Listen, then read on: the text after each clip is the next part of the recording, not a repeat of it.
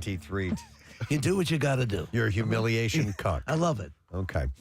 Let's see if somebody knows how I'm many a bad boy. How many people John Wick kills in the first movie? 215-263 WMMR. We'll go to Nicole and see if she knows the answer. Hi there, Nicole. Hi, Preston, you crumb bum. Yeah. Crumb bum. Let's You're see. a crumb creep, lush coward. You're a real crumb bum.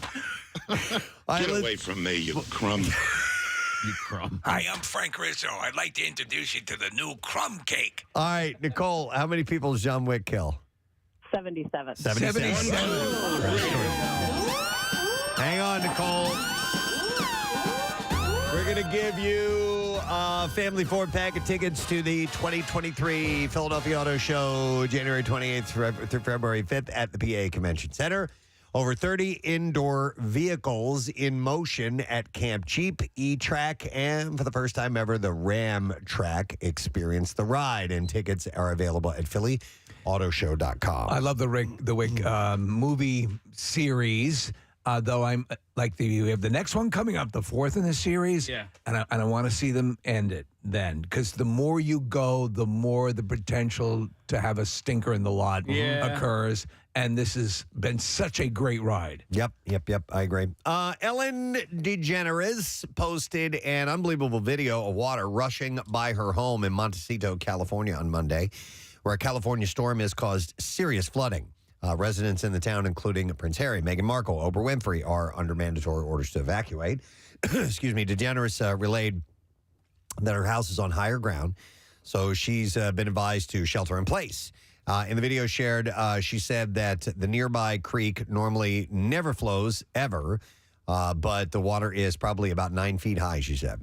She also brought attention to the fact that the storm marks the 5-year anniversary of the 2018 mudslides in Montecito that left 23 people dead. I remember when that happened. Yeah. She showed a video, too, of her and Mark Summers wakeboarding, Preston. It was pretty wild. Wow. Yeah, because they're all neighbors. They are neighbors, you're right. Bob Saget's widow, Kelly Rizzo, and his Full House co-stars 1, 2, 3. all took to Instagram on Monday to honor the late actor on the 1-year anniversary of his death. God, it seems like 10 years ago that happened. So Bob Saget is from Philly. Yeah. I wouldn't know. Kelly Rizzo, does she have any connections to the Frank Rizzo You raise a legacy? good point. I wonder. I want to fight you. Rizzo She's got a beautiful voice. shared a compilation video that showcased their lives together, writing that her heart was so heavy a year later. She said, "How could I not have talked to or seen my loving husband in a whole year? The surrealness never subsides. I've accepted the reality long ago, but it seems unreal. When I see photos or videos of him so full of life, it does seem like it was longer than a year, easily 2. Absolutely. In my mind. We had it was just a weeks or a couple of months, maybe 2 months before, we had a terrific interview with him. Yeah. And he was just in a great space. And that added to it hitting so hard. She had added, but there is one thing I carry with me every single day that makes this survivable. I am the luckiest. I am the luckiest that I got to be his wife. I am the luckiest that I got to live with his warmth and laughter and brilliance and love. I am the luckiest that I get to have his girls by my side. I'm the luckiest that I got to watch him firsthand help people, make them happy, and make the world a better place. A legitimately good guy. Yeah, fellow cast members of Full House, Dave Coulier, Jodie Sweetin, and Candace Cameron Bure also posted to Instagram in memory of him. So as we talk about death, we'll talk about bringing a new life into this world in a preview clip of Shamar Moore's appearance on the Jennifer Hudson Show, which is set to air on January 26th. The SWAT actor revealed that he is expecting his first child ever with his girlfriend, Jezere Dizon. He's the one your wife is nuts over, she right? loves him, yeah. What's more, the baby's due date is significant to him. He said, I'm 52 and a half years old. My mother is in heaven right now. It'll be the 3-year anniversary on February 8th. And on February 8th, I'm going to make one of her dreams come true because in real life, Shamar Moore is about to be a daddy. So he's hoping that little time. Did they say what his mother died from? No, in this story, I do not know. Yeah, I'm not really sure, Steve. Wait, how long? 3 years. Okay. Yeah, it'll be 3 years on February 8th. So if it times out, the baby will be born on that same day. So we'll see if that ends up happening.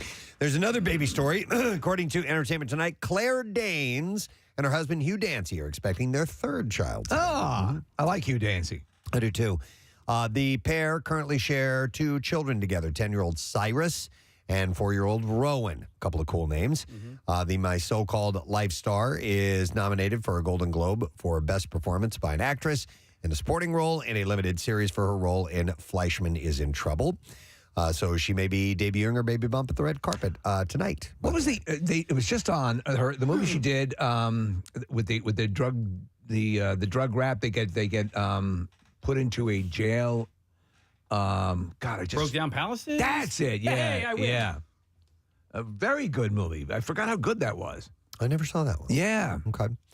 On Sunday, Kaylee Cuoco shared photos from her baby shower with Tom Pelfrey. One of the photos shows a couple kissing on stage with balloons spelling out Baby Pelfrey above their heads. And a source told Entertainment Tonight that some guests were starstruck by Brad Pitt, who was in a great mood and even took a picture with some people there. He showed up. Yeah. There was a brief rumor that he was dating her. Oh, no kidding. Yeah. All right. Pitt was an executive producer on She Said, which Pelfrey starred in. So All right. they worked together. So therein lies. Got that old Pelfrey magic. Yep, that whole thing. Let's see. Amy Robach and TJ Holmes are reportedly very serious about one another. These are the ones course. from Good Morning Well, America. they've touched each other's genitals. A source exclusively told Us Weekly it's not a fling, and they are seriously in love. Whatever it is, Preston, I just want to watch. And they will be fully open about their relationship now. That's my feeling about it. Source said Amy has no regrets. She wants to keep No her job. regrets. No regrets, and she wants to keep her job. But even if she loses it, she's in love. I think they are going to take the just let it blow over posture because they do perform well, no pun intended for them, on that segment of GMA. So I think most people are just saying, okay, they're separated or divorced from their others. Now it happens countless times. Absolutely. You know, it's not like they robbed a liquor store. Yep, I agree. Bree Tacy, I guess is how you say her name, answered questions about her future with Nick Cannon during an Instagram story Q&A on Monday, and the Selling Sunset star shared that she doesn't want to have any more kids with Nick Cannon. He's got 12. After they welcomed their son, Legendary, last year. Legendary Cannon. Okay. That's a legendary cannon. Tessie said that she is one and done.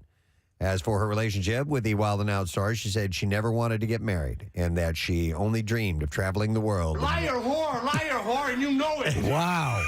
That's very intense. Being the top of her career, creating an empire. See the picture of Legendary with his sister Mobility? No. Legendary Mobility?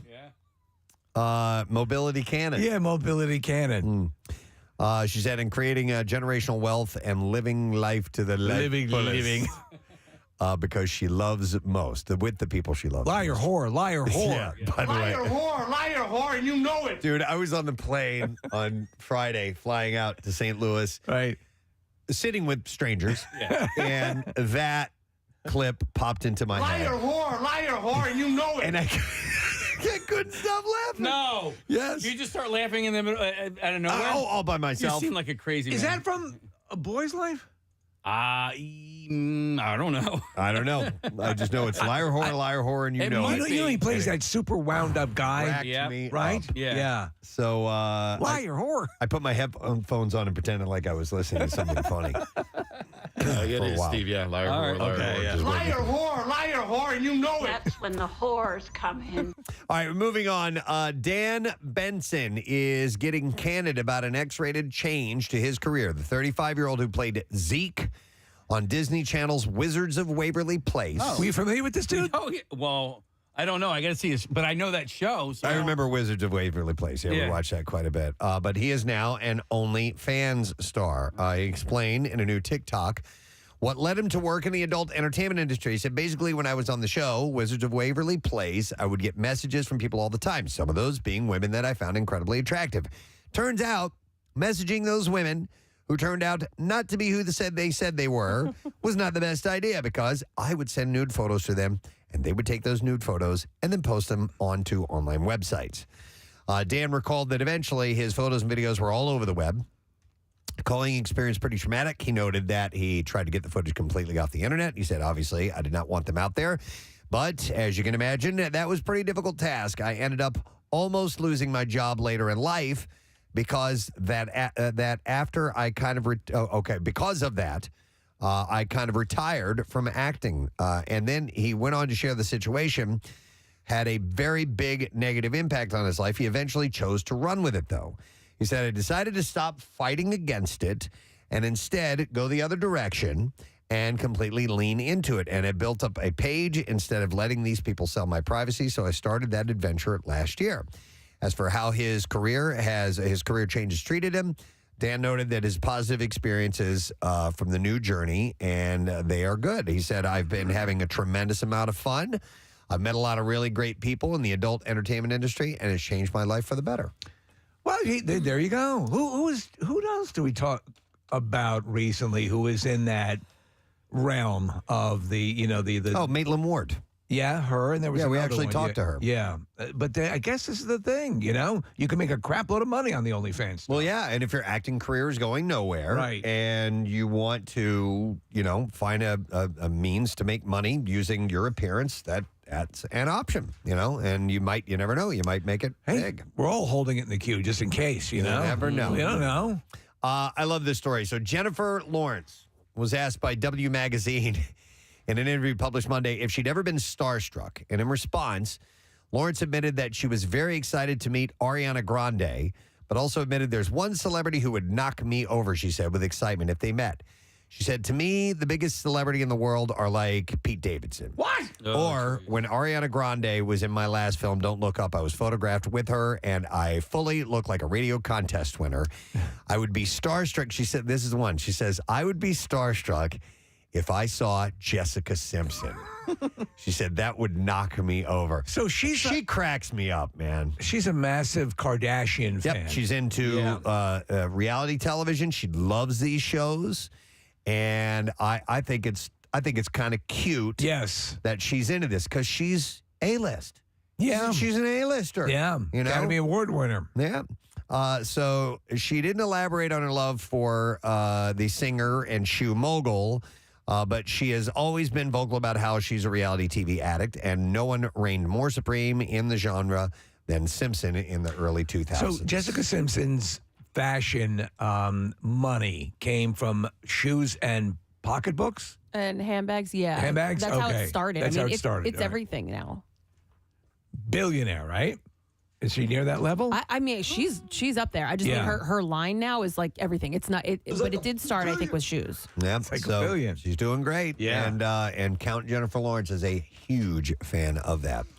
Actor Quinn K. Rediker, a prolific television and film actor whose career spanned more than 50 years and included fan-favored stints on NBC's Days of Our Lives and CBS's The Young and the Restless, passed away in Los Angeles of natural causes on December 20th. He was 86 years old. I knew this guy. He had also done just a whole bunch of character work in TV shows. Yep, Rediker was probably best known for his portrayal of the villainous Alex Marshall on Days of Our Lives from 1979 to 1987 and from 1987 to 1994 as wealthy businessman Rex Sterling. My name is Rex Sterling. On The Young and the Restless. And he they say something's rotten in Denmark. He had briefly played two other characters on Restless prior to his casting as Sterling, because they can do that. You can play a few different people. Brent Wainwright. His performance in the Rex Sterling role earned him 2 nominations for Daytime Emmy Award for Outstanding Supporting Actor in a Drama Series. My name is Chub Dorcas. But listen to this, Steve. You'll find this to be a pretty surprising and cool accolade. In addition to an acting career, Rediker received a story credit and Oscar nomination for The Deer Hunter. Wow. Yeah. A story credit. The film was based in part on an unproduced screenplay titled The Man Who Came to Play, written by him and Louis. Who knew that? And Louis A. Garfinkel. The classic Michael Cimino film, Academy Award winner? Wow. Had no idea. And Rediker, like you said, Steve, made numerous guest appearances on episodic series, including Bonanza, That Girl, The Bob Newhart Show, Kojak, The $6 Million Man, and Supernatural. He was even in, on the big screen, The Three Stooges Meet Hercules. I love that movie. In 1962. It's horrible. And Where the Buffalo Roam in 1980. Redeker is survived by his adult children, Brennan, Ariane, Glean, and Quinn Jr. and 2 grandchildren. So he had a good run. He had a great career. I mean, he wrote it was in the Three Stooges Go Meet Hercules. Yeah, and wrote The Deer Hunter. What are the odds of Makes those two total things? sense. Yeah, right. Yeah. Well, my experience on the Three Stooges Meet Hercules prepared me for the Deer Hunter. Let's see here. On Monday, Lifetime released the trailer for Gwen Shamblin, Starving for Salvation. And it stars Jennifer Grey of Dirty Dancing fame. Getting some work. As the controversial cult leader and diet guru. I watched the trailer. How does it look? It looks great. Yeah. And she's perfect. She looks like this woman. And according to Entertainment Tonight, the trailer shows Grey as the big-haired Shamblin saying phrases like, your stomach doesn't need food, it needs God. And also, the higher the hair, the closer to God. So it's pretty interesting. I was only vaguely familiar with this story. I remember this woman. Yeah. Yeah. But now I want to see this. But she looks great in this role. Isn't she also in the so they're working on this Dirty Dancing 2, basically? Yeah. Yep. And she's in it? She is. Yep. It's going to be focused around Baby's character. Yeah. All right, then one last story, then we'll move on to the clips. So it wasn't steroids that gave Hugh Jackman his Wolverine body. According to the Logan actor, he said it was chickens. Yeah. Variety reports that Chris Wallace interviewed Jackman recently and asked over the years, people have wondered, did he juice? Did he take steroids? To this, Jackman said, no. He said, I love my job and I love Wolverine, and I got to be careful what I say here.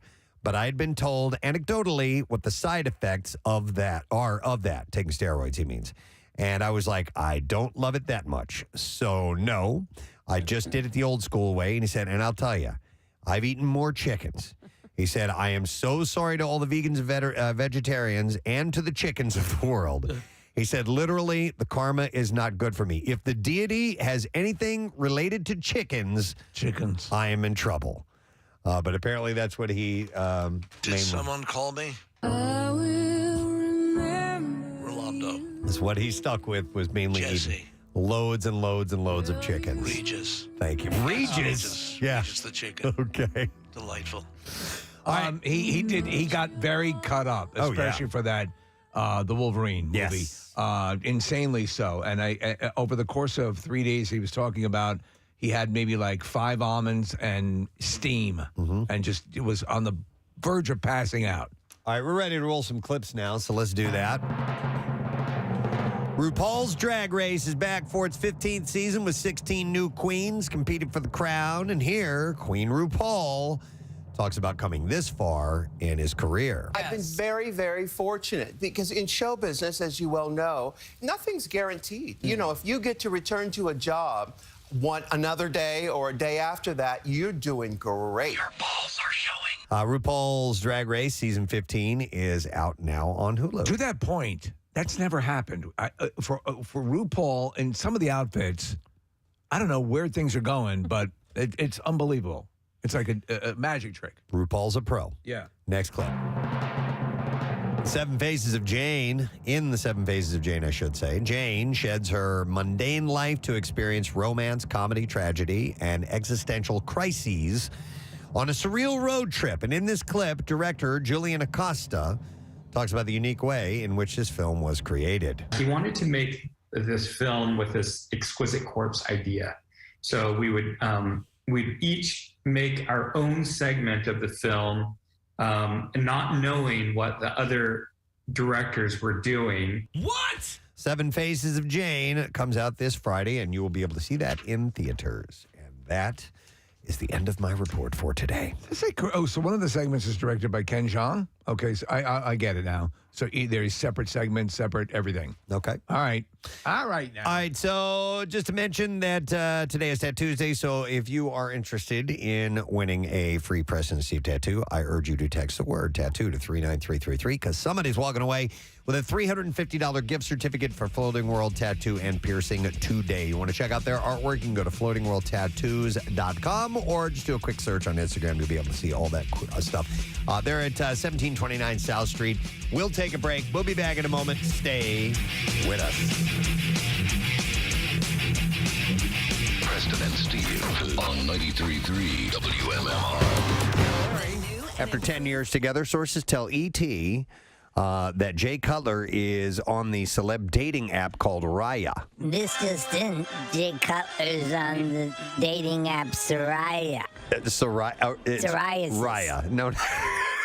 It's for people looking for other people with skin conditions. That's cool. Let's meet for some drinks and chafe together. Let's flake together.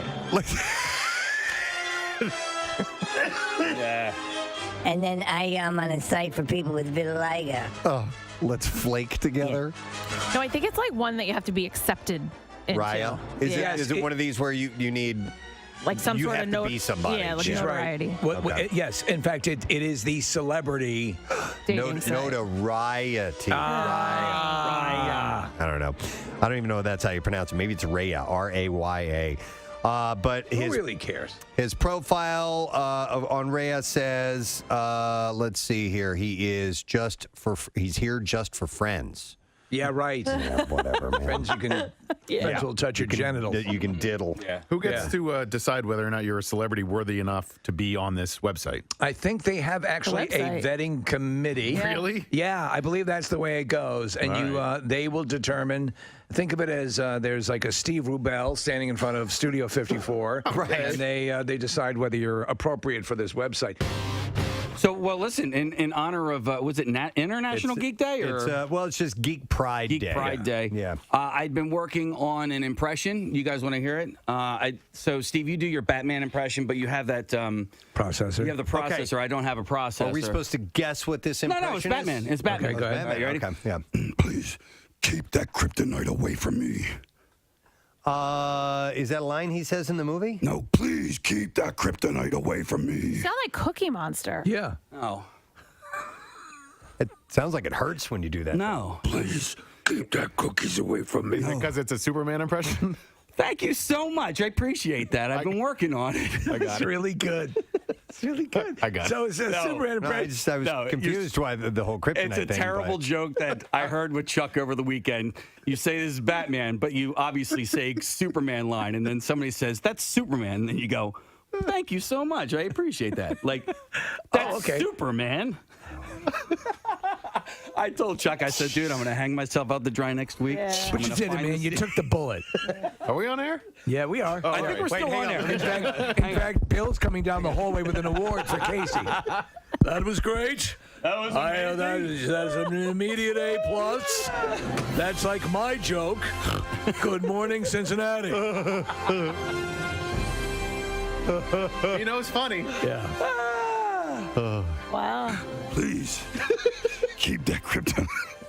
Just don't do one that sounds like Cookie Monster. Like Cookie Monster. Like the thanks man thing. I was like, I didn't even get that part of it. So sorry, man. Nick got it. He was following. I know. I enjoyed every second of it.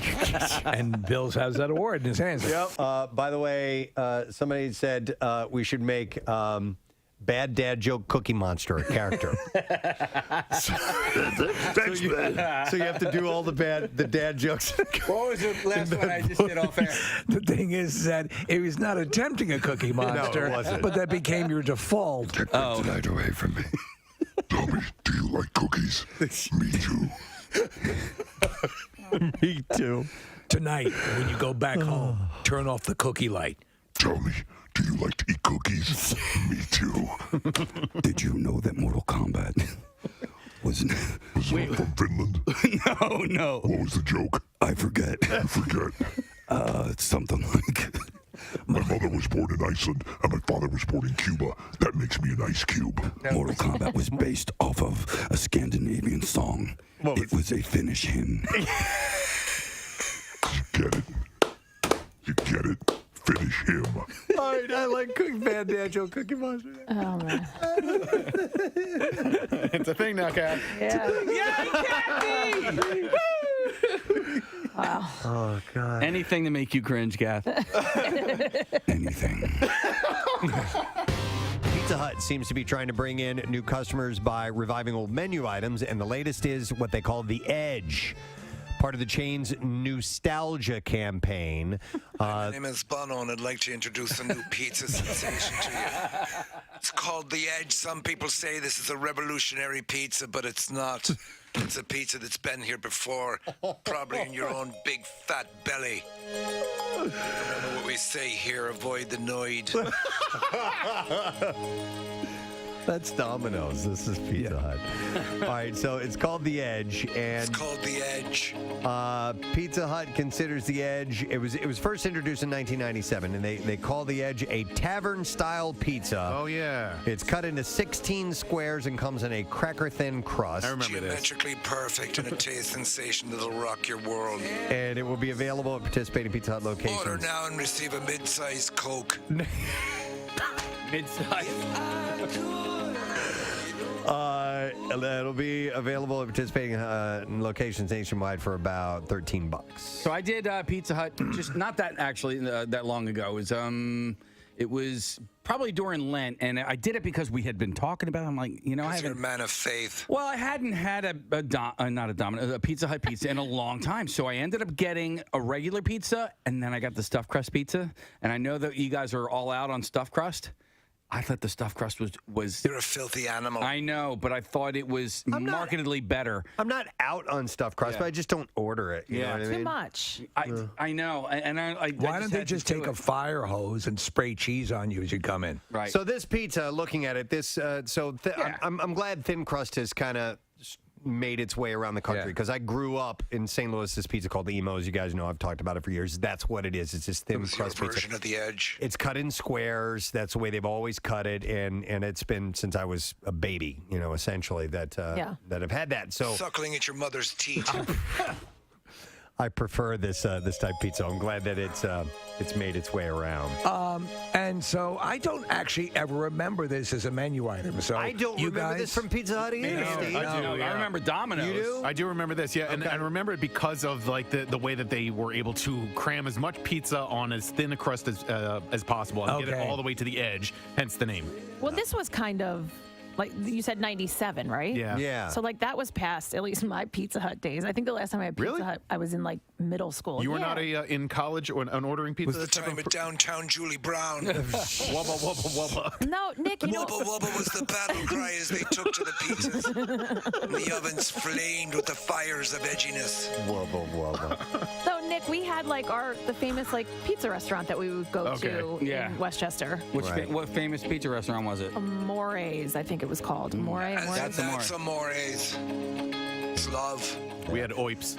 College towns always have the the local pizza joints. Yeah, That's fantastic. The one at University of Missouri was Shakespeare's, and it was outstanding. Original Italian pizza, Oips. Everybody ordered. Oips? Yeah, original Italian pizza is what that stood for, and that was the college town pizza. Yeah, so but you wouldn't order from OIP. You'd from Oips. That's I like Oips. that. Yeah. All right, let me move on to something else. You had mentioned your mustard, Nick. Yes. You may want to try that on watermelon. It's the latest thing that people have been sampling. Lizzo kind of made a big deal about it on TikTok. So she had she made a video of her doing some funny TikTok things where there's some edits and all of a sudden the watermelon appears and so on. So this to me, Preston, seems like the old thing of putting salt on watermelon. Yeah, I grew up putting salt on watermelon. I don't do it anymore. Yeah. But they had said it was to bring out the sweetness by adding the salt. And I heard that on cantaantelope. Yes. Oh, yeah. Same thing. Yep. Yeah, and I like them. Any melon will do. So here's the thing. Doesn't matter if it's a cantaloupe or a honeydew or a cassava. Any melon covered in salt will bring out the sweetness of the savory. Living together on one melon the way we should all live together. Now people are trying mustard. Now they're trying mustard just like Lizzo. Yeah, so, but the jury's out on whether she thought it was good or not. So she had called it, is it bussin' or disgusting? Is it bussin' or disgusting? But she never really... Is it bussin' or disgusting? In this video said whether it was bussin' or disgusting, so... No, she doesn't. And I think, so the common thing of like sea salt and caramel. Yes. So to me, that does work. And some things that I thought would never work do work. I don't know about the watermelon and the mustard. It just seems to be too combating. Yep. I'm tying it into the previous conversation. We used to do mustard on pizza. Okay. I can see that. Why did I don't you do know. that? I'm not sure. Somebody. Ranch dressing, Kathy. Ew, no. That's just You for said, the, "Ooh, no," that's but for you the put- crust, right? Or the whole pizza. You can do the whole pizza. Oh. Yeah. Yeah, should- I know. we I should have said gotten ew, one no, about yet I put mustard on pizza. Sorry. We should have taste tested this. Casey, when's the last time you've had ranch dressing on pizza? It's been a while. been a while? At least like 2 or 3 days. Okay. All right. Do we have something that could approximate a melon and put some mustard on it? Wait, I might. Let me see if I have. Do you keep a melon in your desk drawer? I might have Kathy watermelon. brings a ton of fruit every day, remember? Oh, She brings can we try giant that? fruit salad. Yes. Go see if you have watermelon. Yummy, yummy. We'll try it. Let's get it. I'm sure Kathy rises to the challenge. there's got to be mustard in the fridge. Yes. Connor, can you go look in the fridge and see if there's any mustard? Let's try it. Or Marissa's already on her way. But yeah, I got to believe no matter what, it's not good. And this is just a thing that people have done to make you eat mustard on Preston, watermelon. Here, try this. People are eating Tide Pods, so you have to take everything with a grain of salt. Here's a text. Somebody says, my husband always puts pepper on his cantaloupe. What? Interesting. What, in prison? No. Oh. But I've had, you know what? I've had fruit in salads before, and you put pepper. Like, there's strawberry salads and things like that. Do you know what I Pepper do? on that. So, and it's a weird. So, Honey Grow, I do the like a sesame noodle. Whatever they call it. It's a salad, I guess it is. Okay. But pineapple in that. So something, pineapple and sesame and a sesame sauce work together really well. I could see that work. Sometimes when you have like a teriyaki dish. Yes, there'll be exactly. pineapple in that. That's the same thing. Sesame oil in usually in that. So that'll play along. It's great. Let's see if Kathy is. Share for melons. Where's Kathy's melons? Hang on. Here we go. They're usually on display. Not in a non-sexual way. In the way she has a 44-pound. We got it. We do. So you got watermelon. So we can try this. Should I just hold off until we get Hold this? off. All right. All right, because Hold. now we're in Braveheart. Braveheart. Yeah, there we go. I got you. Freedom! Do you want to live in chains, or do you want to live with salt on your watermelon? Ah! Mustard! My God. It's a Friday. It is a Friday. I know. Wow. Well, now I want to go watch Braveheart. I think they actually They're making love. They're pounding the actual mustard seeds right Pounding now. the mustard seeds. Pounding them out. 1 mustard seed. 2 mustard seeds. Slapping them down. Slapping them down. Slap at the base. Now we've gone to I Love You Man. Yes. All right. 93.3 WMMR. Ladies and gentlemen, family and friends, comrades in arms, I have been noticing things this week. I feel that it's time to share. The Noticer's been noticing so much. It's the season of noticing. It is. Brought to you by The Noticer. Yes. A division of Noticer.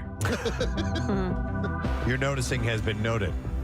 Noted. All right, so one of the things I noticed, one of the main things is that tickets to see the Eagles in the playoffs go on sale today. Yeah. At 10 a.m. Wow. Does that include Super Bowl? No, I think this is just for Just for the game. divisional round. Home games? So how, Yeah. I assume season ticket holders are preferred or have a preferred place for. Yeah, we don't. I'm a season ticket holder. I don't have to wait in line. I don't have to make any phone calls. All right. Okay. You have tickets. I got tickets. And yeah. then when it comes to the Super Bowl, do you have access to that out in advance? I am part of a lottery. Okay. And so that's pretty much that. Okay. But so my brother's the one who handles my season tickets, so I don't really know the ins and outs of that. But I know when it comes to like Sixers playoff, as a season ticket holder, I can only access those tickets if I purchase next season. Oh, That's the thing. Is it the same for the Flyers? That's not cool. I don't know about the Flyers, but I think it sucks because it is You've already paid. It's a huge chunk of change. Yeah, you've already paid for one season. You've been, Yeah. you're kind of being extorted a little bit. Right. there. I got you over a barrel. But you're going to get them anyway, aren't you? What? This Sixers? Next year. No. No? No, I'm not. No, it's a I lot mean, of season it's- ticket holders typically hold them for very long. So I know. that, is really, there's probably only a few people that are, probably angry about it. Most people are getting them anyway. But I still think. Don't do It's that. a little extortion. Yeah. I've already given you a lot of money this season, and I should, that should be part of the package. Agreed. I agree. Casey, didn't somebody call in a few weeks ago and tell us, like, if you get on the phone with your season ticket manager, you don't technically have to renew? Right. Was that the story? I don't know. Listen, you can always complain, and somebody will. Seriously, Yeah. if you call and complain, and you're a valued customer, they're going to take care of you. But And you'll know you're valued if they take care of you. Eagles waited about 48 hours before clinching playoffs to offer, like, all season ticket members, hey, you can pay for it up front. You can have your tickets. And if you chose not to do that, then you are put into a pay-as-you-go. So it's pretty much like they can get the money up front, put it in a account, and get interest on it, or they can just charge you as you go. Kathy, that should be a service you provide, professional complainer. Yes. You know? You want me to take care of that for you? because I'm not really good at it. Here, you handle it. Here's what I want you to do. I want you to get this for me, and you just go in and you do that I thing. want tickets to the Super Bowl, please. That thing that you do. That thing Let me you get do. this straight. I bought a jersey, and you're not going to give me tickets to the Super Bowl? Well, it just take and. You don't want to call and be No, be a there's a full-on way to work it. There's Yes. a way to work Yeah. it. Like Yeah. if this is really bothering you, Yep. Most people aren't going to take the time to pick up the phone, call their season ticket holder rep, and say, "Hey, what's the deal here? I want to go to this game." Hi, this is Make-A-Wish. I have a special. Yeah, but if you start screaming at them, that's going to get It's nowhere. not going to work. But if you take the time, you call your rep, and you know what, you might end up with tickets. Kath, I had you do something for me. It was like last year, maybe a year and a half, 2 Well, years. was it the Was it the shipping? sunglasses? Something in was that it? The glasses? Something was lost. Right. Yeah. Right? Is that what it was? And I was like, I don't know how to do this. What was lost? It was like glasses or something that you'd order that were Yes. lost in transit. And that might have been it. That might have been. But And we like, called customer service. I didn't know how to do. Well, I need you. Okay, so I need you to make a phone call for me after the show with something else. You got another one? Yeah, I'm telling you, it's a service. No, Yeah. but she's good at it. And I know. And you're right. Like you know, what do they? You attract more bees Flies with honey. Okay, yeah. Oh my God, there's a company called Karens for Hire. Oh my God. Somebody just texted this, and this is real. This is that's legit. funny. And their slogan is "We Karen, so you don't have to." That's brilliant. Casey, I have a question. Are you going to go to the playoff games? I know you're kind of like, sometimes you want to go, or you might wait. What I did during the Super Bowl run was I sold the first playoff game against the Falcons, and you can sell that at a premium. Right. And I used the profits from that to pay for the NFC Championship game. So I Very essentially smart. went to the NFC Championship game for free. That's a smart move, and you also make somebody else happy because they get to go to the other playoff. And that's the way you worked it, and they won the Super Bowl. Yeah. All So right. I, the last couple of seasons, I share my tickets with a friend of mine. They're still technically my tickets, but Right. so I guess I have to discuss this with him on whether or not he wants to do the same thing that I want to do. Does he get dibs? Does he? I mean, it's up to you. They're my tickets still, right? Yeah. But if you offered them to him once before, and Maybe I don't call know. the Council of Dibs. maybe we should talk to the Karens. Kathy, do you have a decision on this? I like the Council of Dibs. Yeah. And they make the judgment on who better actually is got cod. who actually got dibs. Wait, listen, Can I help you? Yeah. All right. So they're my tickets. they're your tickets. They're my tickets, and I didn't so they have 8 home games this season. This season 9, but I never went to all the games anyway. Okay. Right, so I'd go to 4 or 5 games a season, sell the other 4, and so I like this guy, and I play golf with him, and he's actually my brother. But anyway, But hold on, you sell him tickets to a game, or at the beginning of the season, do you split the package? we split the package. No, he has dibs. They're my pizza, Split? Kat. No, not anymore. Wait, you split just the- said you she is split pack- she's the expert at Let me this. I just. I know. You split, if they were your tickets, you fronted the money, and now you're selling seats to him. Okay, they're your seats. But if you guys are going in on this together, you're splitting the package and you're splitting the price at the beginning of the season. Yeah. Well, is they're it partially his? Is it a split then- dib? Well, then, Is it a semi-dib? well, then I don't know. Then he's gonna have to sit with whoever I sell my ticket to. Then. Well, no, you can split a package. Yeah. I'm just saying, if up front No, this he's playoff fronting half. game Oh, for coming the- up. This playoff game, he's just going to have to sit next to whoever I sell my ticket to. What's your name? Yeah, but why don't you just sell it to him? because I want to sell it for more than it's worth, right? So let's say the ticket's $100. I think you're violating shared package rules here. You've crossed the dib line. Oh, where are these? Where's this back? Yeah. Where's this rule? And can I talk to the counselor of elders? I have the book, the rule Council book of here. Dibs. Council of Dibs. You're indibitory. So these were my tickets for years before I talked to this guy and got him in. Right, but you brought him in on it. He's part of the ownership of these seats. Well, you're not. What I'm interested in is how often I think your methodology is actually very sound on the other aspect of this. How many people do you think do the same thing and use the sale of one set of tickets to fund? In other words, do you think a lot of people who are season ticket holders end off like you'll pick a game that is in high demand and sell those tickets, and that's how you fund your and that's kind of why I season tickets and not doing the Sixers anymore, because trying to sell those tickets on the secondary market, even though I'm not gouging people, right? Like for instance, the game is tonight against the Pistons. The Pistons suck, right? Yeah. People don't want to go to that game, so the tickets that I spent money on, they were $75. You go to StubHub, they're like $19. So okay, I you see know what what you're I mean? saying. So the one to show the games you want to go to are the ones you're not going to sell, right? Obviously, and the ones there's no across the boards. It's easier to move Eagles tickets, correct? It is, okay. Especially a playoff game, and like my brothers. You know, I was with them on Friday night, and like they were kind of calling me out on it, and I was like, Why don't you buy partial packages? For the Sixers? Yeah. Well, because I'd gone to. We'll talk about this off air. Okay. Yeah. So we'll talk about it. Here are the details. If you want to buy tickets, Ticketmaster.com. Today, 10 a.m., there's a 4-ticket limit per household, and tickets will be available on first-come, first-served basis. Resale prices from season ticket holders are already shooting up, as you can imagine. They are saying that in the upper deck, you're looking at several $100s. If you want to sit close to the field, could be a few thousand, even close to $4,000. Jesus. Tuesday night might bring the only chance to get tickets at face value. Yeah, today. So back in the Super Bowl run, my reasoning here was sell that first game, because listen, if they end up losing that game, I don't want to be there for that. Right. You know what I mean? Especially like first round.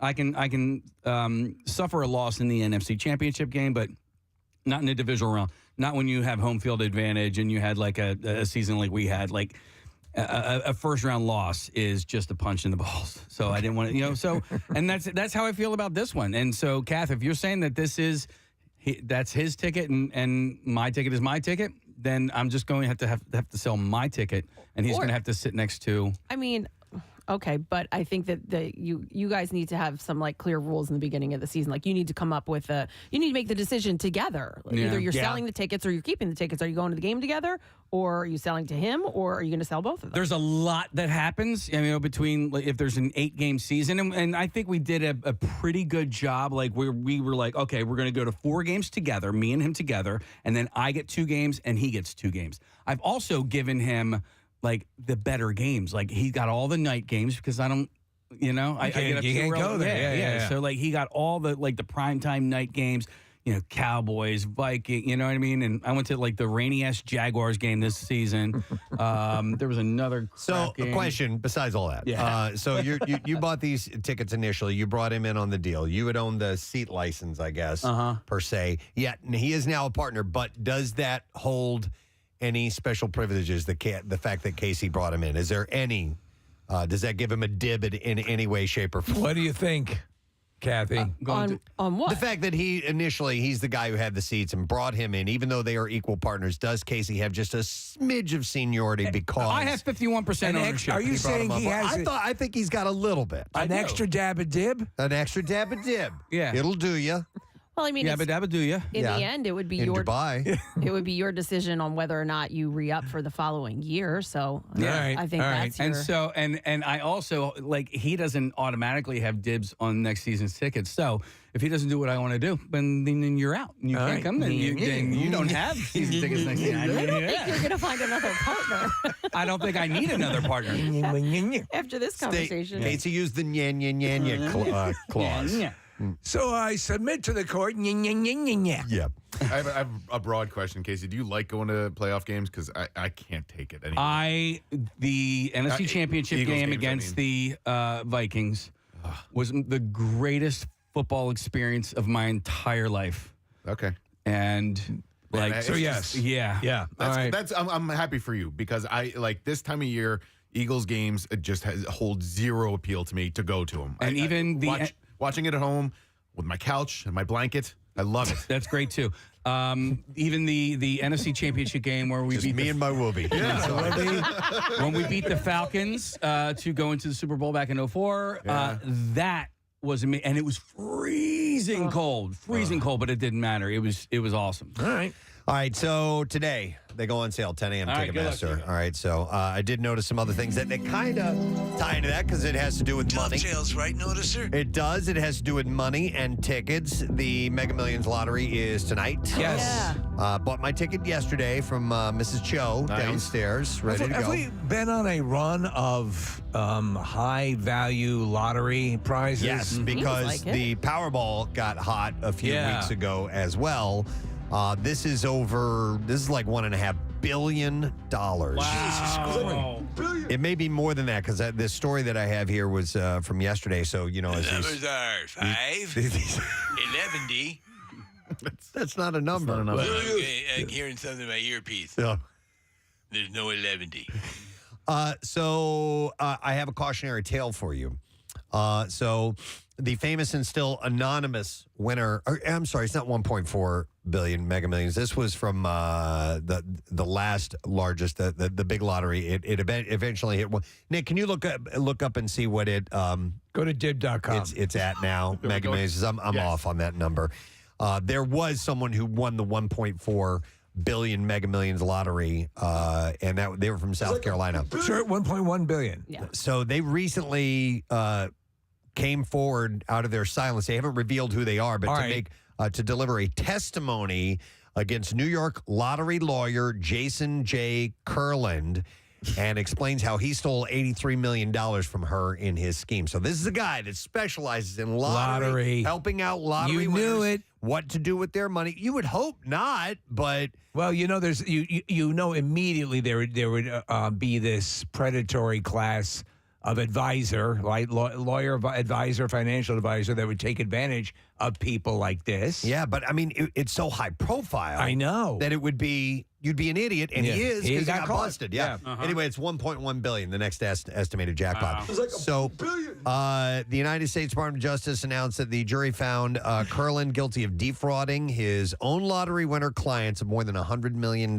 Jesus. One of those familiar with lottery winners who lost $83 million to the con man stepped back into the limelight to explain how he stole so much from her. It's a lengthy story. So this guy had branded himself as a lottery lawyer guy. He advertised himself as that. And when this couple won, they had to have a game plan. You have to have a game plan with that much money. You got to figure out who's going to help you manage that. So they figured they'd go to this guy. And what's his name again? His name is Kurland is his last name. So Jason J. Kurland. So they went to him, and things seemed to be starting off right. He gave them great advice. He acted as their spokesperson, kept their anonymity intact. But what he started doing was helping them. They wanted to conservatively invest and have this money stick around for generations. Right. And help out the family. That was their plan. They were going to donate, and then they were going to invest, and they were just going to help their family out, and that's what their plan was. So he started to steer them in the direction of some financial investments. Right. That I'm sure he was the recipient He of. had created some things with some other people, and the money was going Have to you that. looked into Kurland Enterprise? And it was ending up going right into his pocket. And in fact, it turned out that he had some buddies with him, too. Oh, man. His co-conspirators included former securities broker Frank Smukler. Smukler and Kurland. Flanky Russo, the son of a Colombo crime family capo, and Christopher Chio, who's supposedly a big-name player in the Genovese crime family. Oh, man. Oh, man. And so he managed to... Now, $83 million out of... $1 billion is not. It's more than a drop in the bucket, but it could be missed. Well, listen, it's weird to talk about it in these terms. I know. In context, $83 million. It's huge. So he managed to get away. So they busted him. How is he? So he was incrementally funneling it away to these Johnny the Chin and all these guys, right? Yeah, but that chunk, like a lot of it went to one spot, and it was easy. He had set up this account somehow or another, unbeknownst to them, that they couldn't touch. Like he's the only one who had access to it because there were so many things. Watch out. They were juggling so many balls that he was hoping that they wouldn't notice this, and clearly they did notice, and they got busted. They weren't noticers at all. Not at all. That's my job. The company was prestige worldwide, right? Do you guys keep now? Is anybody buying tickets? I've been buying tickets. Yeah. Okay. I didn't for the last one. But You guys always do. I don't because I realize I have no. And by the way, I love what Chuck did. You pulled up his Instagram here. Chuck D'Amico had posted on Instagram that anybody else who buys a ticket, they can enter into an agreement with him, a binding agreement on his Instagram page. If you win, you give him $2 million. If he wins, he'll give you $2 million. All right. So I said, deal. Absolutely. Yep. I'm on board. Why not? How binding is that binding agreement? Not very binding, but I trust Chuck. Yeah, so do I. All right. How about if you win the $2 million, you get to sit next to Casey at the next game? Oh, he bumped it up to $3 million. Oh, okay. Yeah. But he bumped it to 3, but also shaved the number of people that it goes out to half, because it was before it was like 2 million to 150 people. Right. Now it's 3 million to 75 people. All right. My question is I'm going to this. jump on there and save me a spot, by the way, Chuck, if you're listening. In the state of Pennsylvania and New Jersey, for that, can you stay anonymous with your winnings? I think you can do whatever you want with that. I mean, I don't think they can't compel you. I thought there were some states where they could. I think he's right. They compel you to come forward? Yeah, I think he's right. To what level? I mean, obviously, in order to claim the prize, you are publicly named. Yeah. Okay. So I don't know, Case. I would hope. In PA, they generally speaking, this is from the Pennsylvania Lottery Commission. We generally advise that our players of our traditional games, including Powerball, that they cannot remain anonymous. Under Pennsylvania law, certain winner information is public record. Okay, all right. So I guess all right, okay. But now that I never even thought of crime families, but now that they think about you. Well, they not now they don't. Yeah, but after I win $1 billion, they will. But there are a bunch of states that you can remain anonymous. Yes. Delaware is one of them. Yeah, and so these guys were in North Carolina, I think South Carolina, and they remain anonymous and still have remained anonymous. They successfully have done that. Is it in the state that you live in or the state that you buy the ticket in? Good question. Ooh, Don't know. question. I would assume it's the state you live in, but who knows? So do you guys, those who are playing, do you have kind of a semi-plan in mind? Oh, a plan when I win? Yeah. Yes. I thought you meant a plan for like numbers, because that I just do random. No, a plan for when you win. Yeah. All right.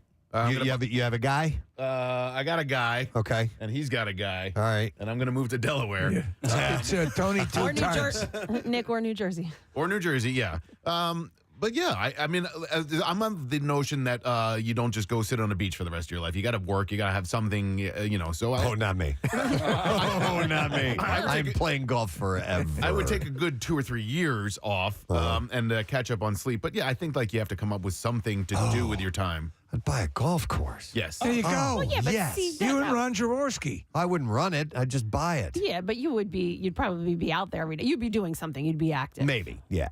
But You'd be like Rocky in his restaurant. But you're right. Just come to walk around and tell stories. No, so I got a guy, a financial guy that I would absolutely positively trust to steer me in the right direction and maybe find the proper lawyers. Yes, as do I. Yeah, because clearly at this point, and you don't think about it, but if you're going to talk about things, predatory people out there, the lotteries constantly, all the different lotteries and chances for financial gain. So, of course. Yeah. I didn't realize the mob was so deeply entrenched in this. They come out of the woodwork because it's money. Yes. It's money. So that's what I want. Anyhow, keep that in mind as you are fantasizing, as you're spending time thinking about what might happen if you do have those numbers. Make sure that you have an idea of what you would do. I mean, it would be kind of fun to win and sit on that knowledge for a little while. And just go crazy for a bit with your own what you have in your bank account. Well, of course, the history is also replete with stories about people who just burned through the money, got taken for a ride time and time again, and ended up poor. Yeah, Again. or just get greedy and start to invest like they want to triple their money right away, and they get make killed. Bad investments. Yeah. So anyhow, it's tonight. Good luck to everybody. Let me see what else I noticed here for you. We have time for other noticing. Let me Look at your watch. Yeah, sorry. Is it time for more noticing? Yeah, it's time for more notice has been given the all go. Hey, this is pretty weird. A federal agency is going to weigh plans to regulate or maybe even ban natural gas stoves in the U.S., according to a top official, over research showing a link between harmful air pollutants and the popular household appliances. It has to do with asthma, a big part of it, in kids. Like 12% of kids, I think, right? Something along those lines. So, yeah, apparently there are plans to address the pollutants which have been linked to asthma and other respiratory issues. This is according to U.S. Consumer Product Safety Commissioner Richard Trumka. Trumka called the ban on new gas stoves a real possibility. So could you just, if you have if that's a risk factor in your home, then you can decide not to get it, or because we're going to get we're getting a replacement stove, and we're going to get a gas stove. Yeah, we have them, and we use gas. I love cooking with gas. Yeah. It's fantastic. So I don't know. Gas stoves. It says here that there could be a regulation on the books before this time next year. Could you use dynamite? Gas stoves, which are used in roughly 40% of U.S. homes and are favored by many cooks, have been found to emit air pollutants such as nitrogen dioxide, carbon monoxide, and other particulate matter at levels deemed unsafe by the EPA and World Health Organization. Casey, you still scared of using gas? No, you used to be. No, I It was don't. a thermostat. No. It was monsters on in the closet. grill. I don't like lighting it, but cooking in my home with gas, You're fine. I'm not afraid of that. Okay. I thought for sure you told me that you were nervous about having a. No, so the gas grill when I was living at my parents' house, it blew up my mom's face. That's not good. No, it's not good. Yeah. And so lighting it made me a little bit, gave me some pause. So I just make sure I don't hover my face over the grill as I'm, hitting what's the going on igniter. here? Yeah. Good idea. I love my outdoor gas grill. Inside it's an electric range. Preston, why do some cooks prefer gas? Because it's immediate heat. Oh. Like the second you turn it on, it starts heating up. With electric, it just takes, and you have more control over the flame. You can get more specific as far as the exact heat level that you want to get. Okay. And you can see the flame and tell if it's hot enough, if you've been working with a stove for a long time. Yeah, but some of those ranges are so expensive. Yeah, they are. And you got to put in, obviously, you have to have a gas line into your house, too. Yep. So gas stove pollution has been linked to roughly, Steve, 12.7% of childhood asthma cases in the U.S., according to a new study. Wow. A level of exposure similar to the childhood asthma burden attributed to secondhand smoke exposure, which is kind of wild. I was not aware of that until this morning. So Yeah. We'll see. All right, one more, maybe? Yeah, all right. sure. Let me see here. A few different things that I can Files do. of the noticer. What is he noticing? I notice he's trying to notice. How about this one? When do you take down your Christmas tree? According to a study that was done. I think we're past the official date, right? Yeah, Little Christmas is when you're supposed to have everything taken There's an down official date? Well, it's like, what is it? Is it the Epiphany? Whatever it is. There's Yes, some I have sort it. of like holiday. I have it right here. Okay. Dating back to the 4th century, many Christians have marked the end of Christmas season on the 12th night or 12 nights after Christmas, an evening also known as the Eve of the Epiphany, Casey. All right. Although Christian groups reportedly disagree over which date is the correct one, tradition dictates that the 12th night is the best time to take down your festive decorations, including your tree. The date falls on January 5th or 6th, depending on whether or not you count Christmas as day one. So my tree will stay up. We've got the big family gathering this weekend coming up.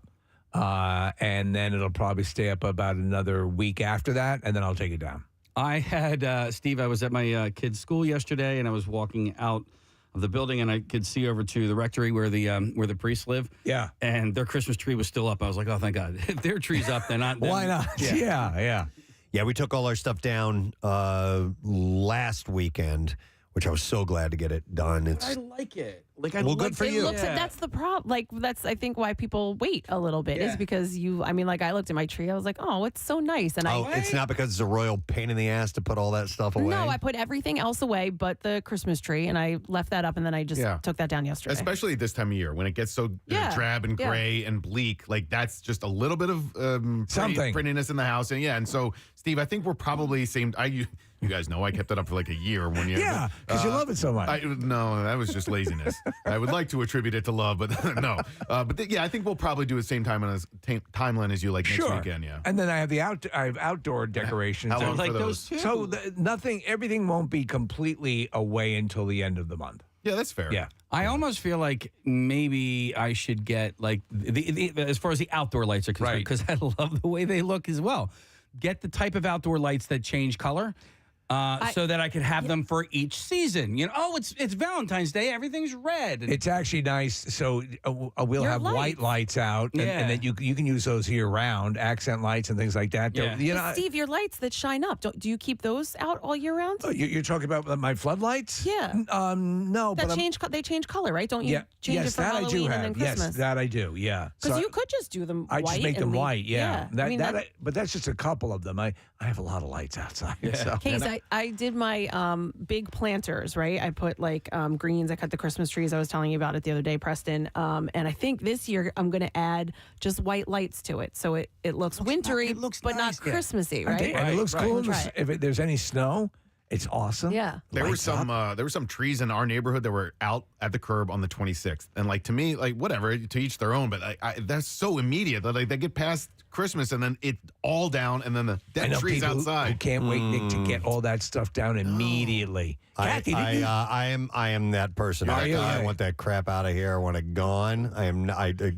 Good for you guys. Yeah. Nick, I'm happy for you, but I'm ready to get that stuff out. Nick, there was one year that on Christmas morning, later in the day, I took the Christmas tree down. And it was only... There were bugs in it, right? No, there wasn't bugs. It was completely dead. I knew it. The first day I put it in, I watered it, and like right when you cut the tree and you bring it home, I mean, it drinks up that water so quick. I know what happened. The bottom sealed, and from that day forward, it died. And on Christmas, I mean, it looked sad. It was making me depressed. Kill me.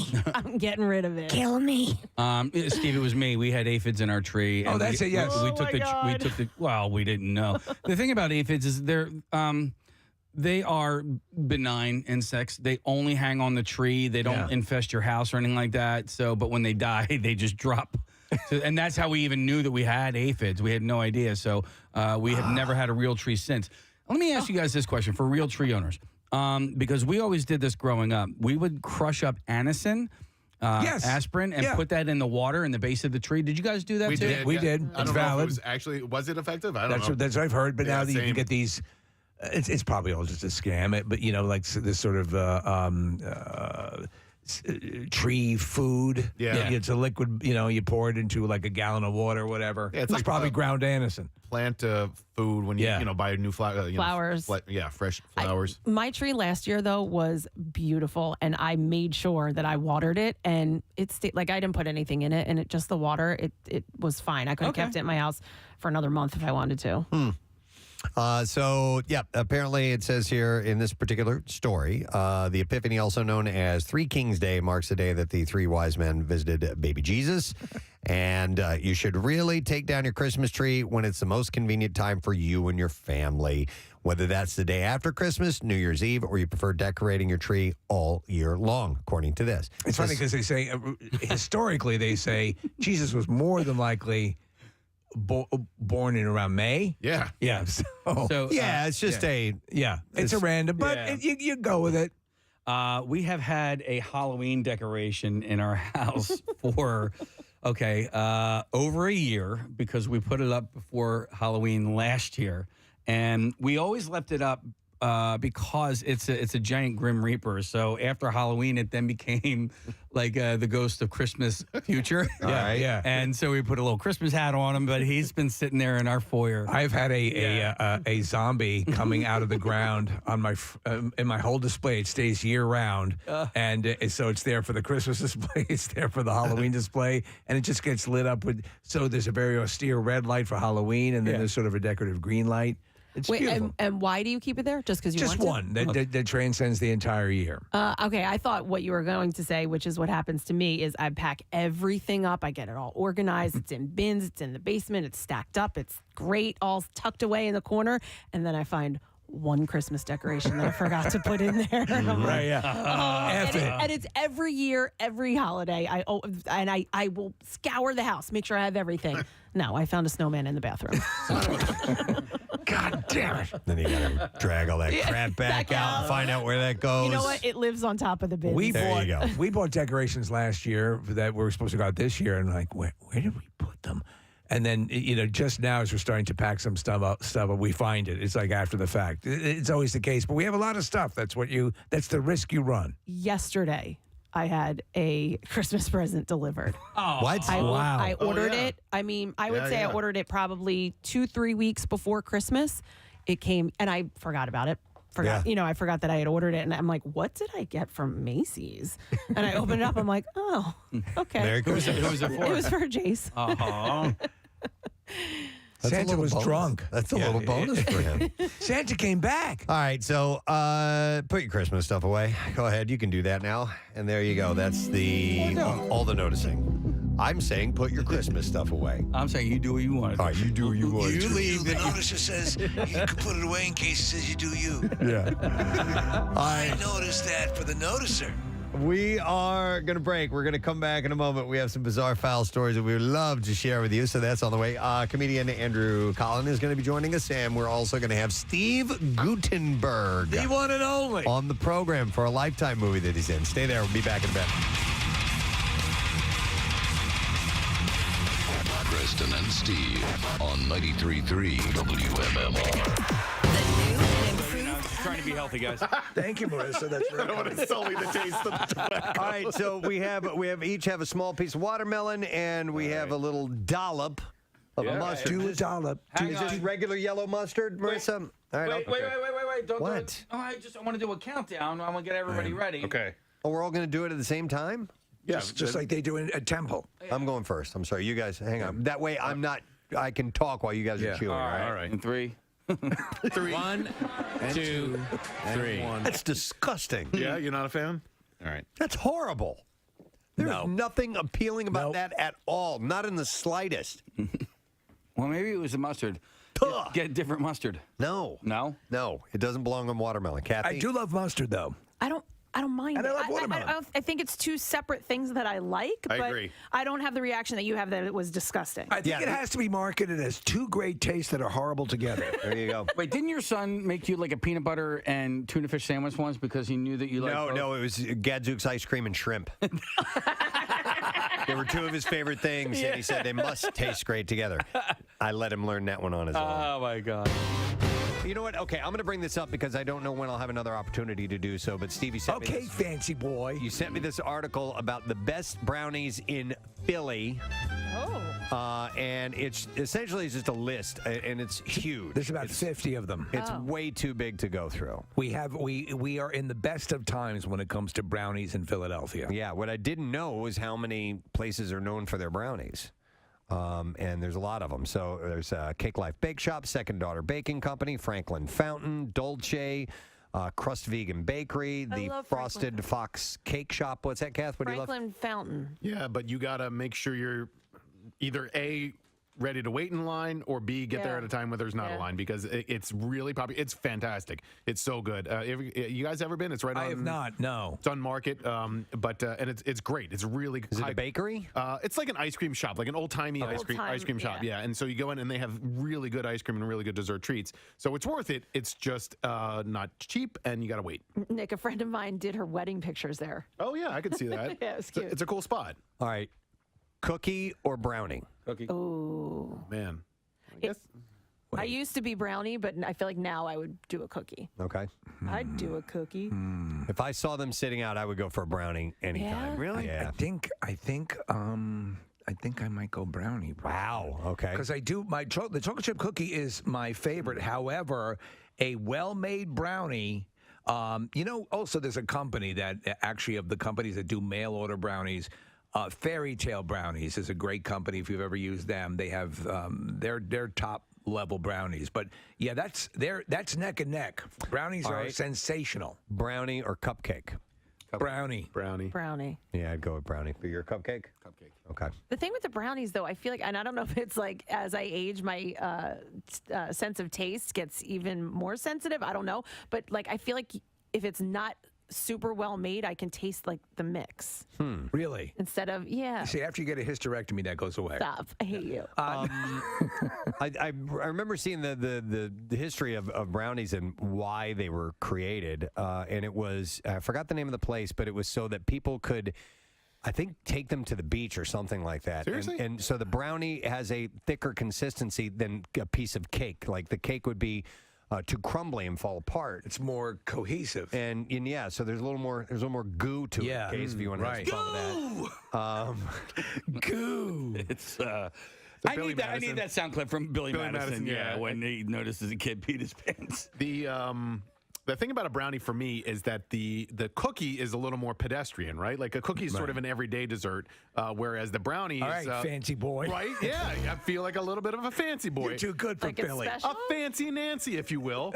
When a brownie shows up, I'm like, look at that little treat. Look at Nick with his little waistcoat. Thank you. No, I understand that. I think though that they're easy to make. Brownies, right? Brownies are easy to make. Brownies are super easy to make. They're just as easy as cookies. I'm standing firm on this. Cookies are far superior than brownies. Far superior. Oh, and there's a reason why there's more of them, and it's more because they're better. They're just better. And it's not to say that brownies aren't good. They're good. They're just not as good as cookies. I think they need more of them to make up for the fact that they're not as good as brownies. They say, hey, we have diluted the market with this product, and we're going to try to catch up to the brownie people. I think the tough part about, and the reason there are more cookies is because, and if you're talking like when you go to the grocery store, cookies are more rigid. They're easier to package. You can put more of them together. Yes. Brownies can kind of... there's a shelf life on them. Some cookies can last for a while. Brownies don't have that luxury. No. And even if you do the brownie bites, which I think are sensational, brownie bites do have that preservative taste to them. Let me ask you a question. Why do brownies have to be as thick as they are? You can kind of cut them in half first, right? Before you cut them into their little squares and stuff like that, you could essentially cut the tops and the bottoms like a piece of brownie cake. Yeah. You can do whatever you want with your damn brownie. Yeah. I don't know. Make thinner brownies. Yeah. At your home when you make them. Yeah, our brownies are usually pretty thin anyway. Yeah, okay. You okay? You all right? I'm fine. Everything good? You guys, Steve. What? You cut me deep here, man. How did I cut you deep? Because you went with brownies over cookies, and I thought I knew He feels betrayed. I thought I knew. I love chocolate chip cookies, but if I have if there is listen, they're right neck and neck, but I do love a damn good brownie. But chocolate chip, they're it's like Godfather 1 or 2, Steve. Yeah, it changes from time. Goes from time to time. Absolutely. You lean one way or the other. All right. Goo! All right. There it is. Now he's got it. I got it. There's more goo in a brownie. All right. By the way, Steve, this list of brownie places, what's I was saying the Inquirer. The Inquirer. Yeah. Okay. So the you can Inky. You can go on and find a list of great brownies, if you will, if you check the Inquirer's website. All right. What? Okay. Oh, let me go to Mario. I was going to wrap up there. Hey, Mario. Good morning. Oh, he put on his glasses. He can't see without. Exactly. What's up, dude?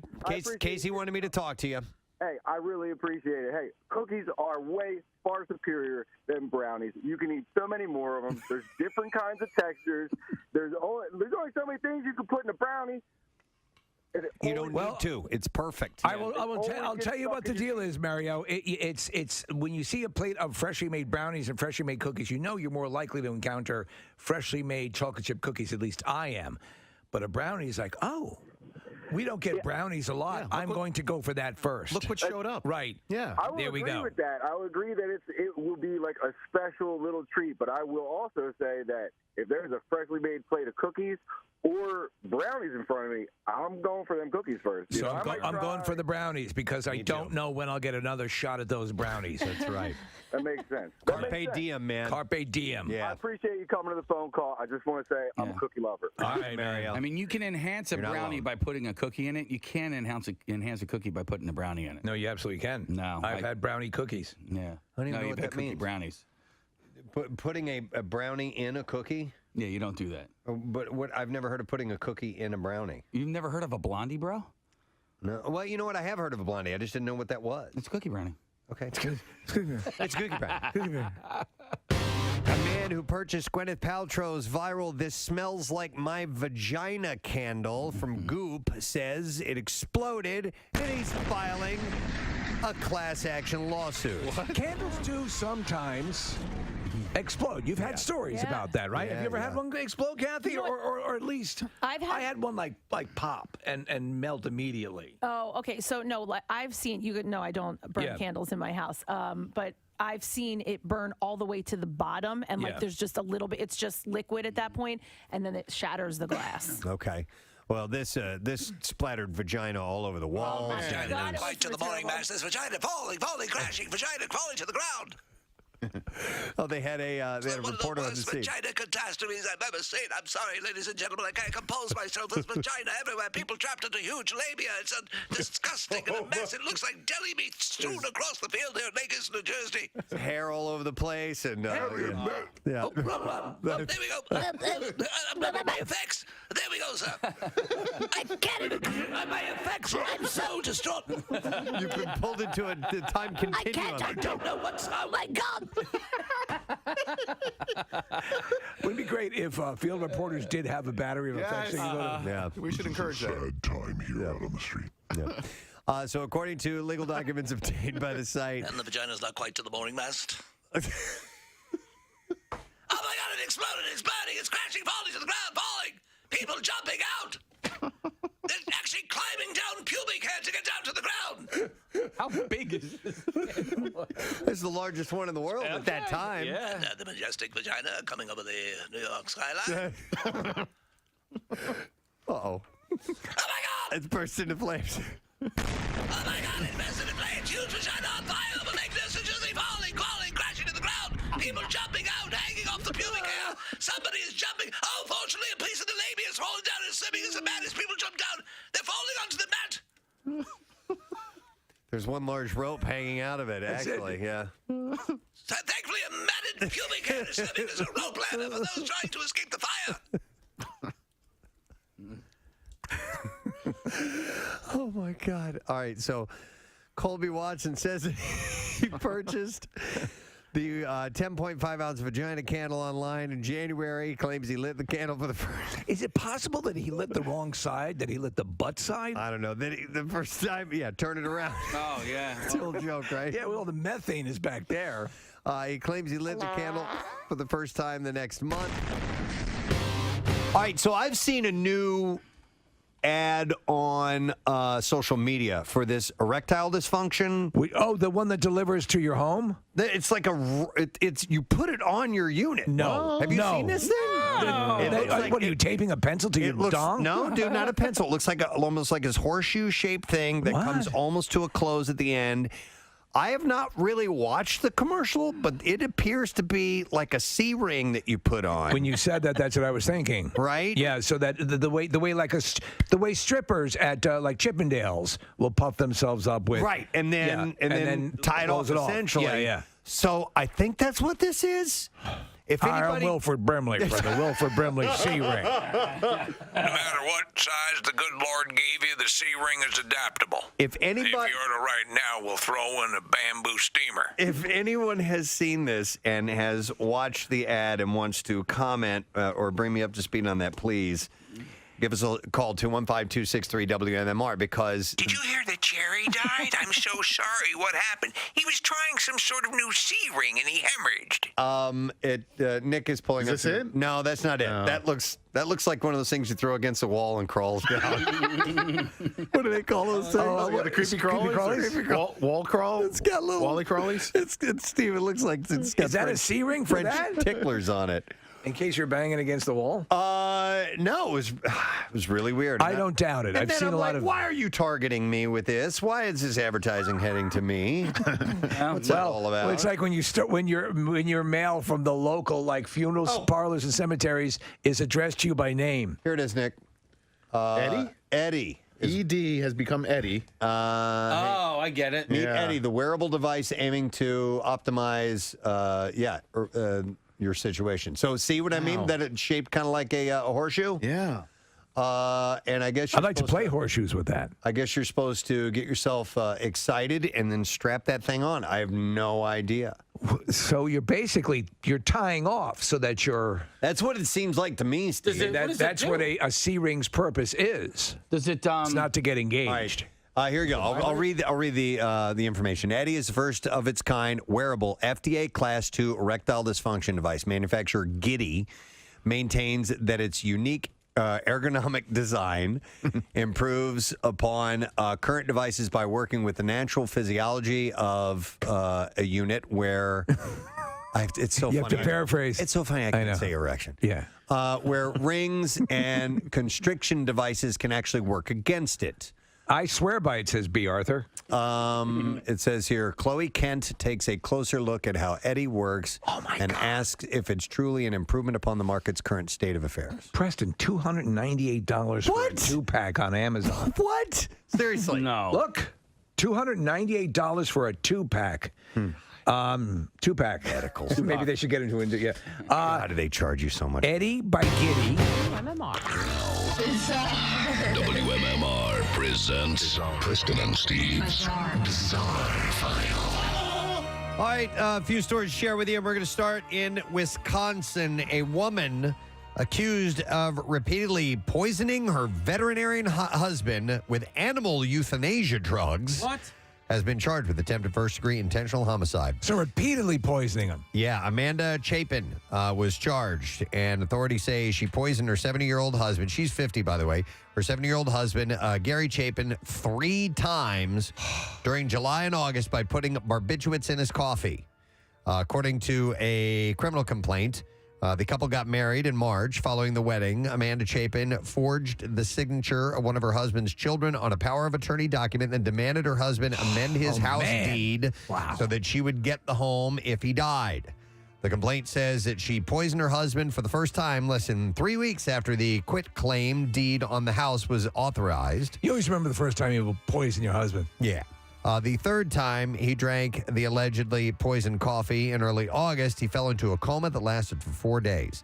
Blood work showed barbiturates in his system. It came from drugs that he used to euthanize animals with. Wow. Chapin's son subsequently filed a restraining order against Amanda Chapin on her father's behalf, and Gary Chapin has filed for divorce. She's been busted. Yeah. She didn't realize that would that it would show up. She was too stupid, which is what happens on occasion. Thank goodness for that. A Dutchman died while base jumping with a wingsuit in Switzerland this past Wednesday. The victim was 44-year-old Jarno Cordia, an experienced wingsuiter who had already completed thousands of jumps, his friends and family confirmed on social media. It looks amazing. I watch videos of people doing it all the time. But it's like here's the problem. It's always the law of diminishing returns. The Swiss police said that the man died in the mountains near Lauterbrunnen on Wednesday. He had jumped from the jumping point called Hig la Moose and crashed. Why don't you forget the moose? For a moment. And crashed several times against a rock wall for unknown reasons. First responders could do nothing for the man. On Facebook, his sister wrote that a leap of faith in Switzerland became his last. Posts from friends, family, and businesses expressing their shock and sadness at his death. They described him as the pioneer of the wingsuiting community and one of the most experienced wingsuiters in the world. I mean, so there you go. There you go. The guy's like the best, and he flies into a mountain. Yep.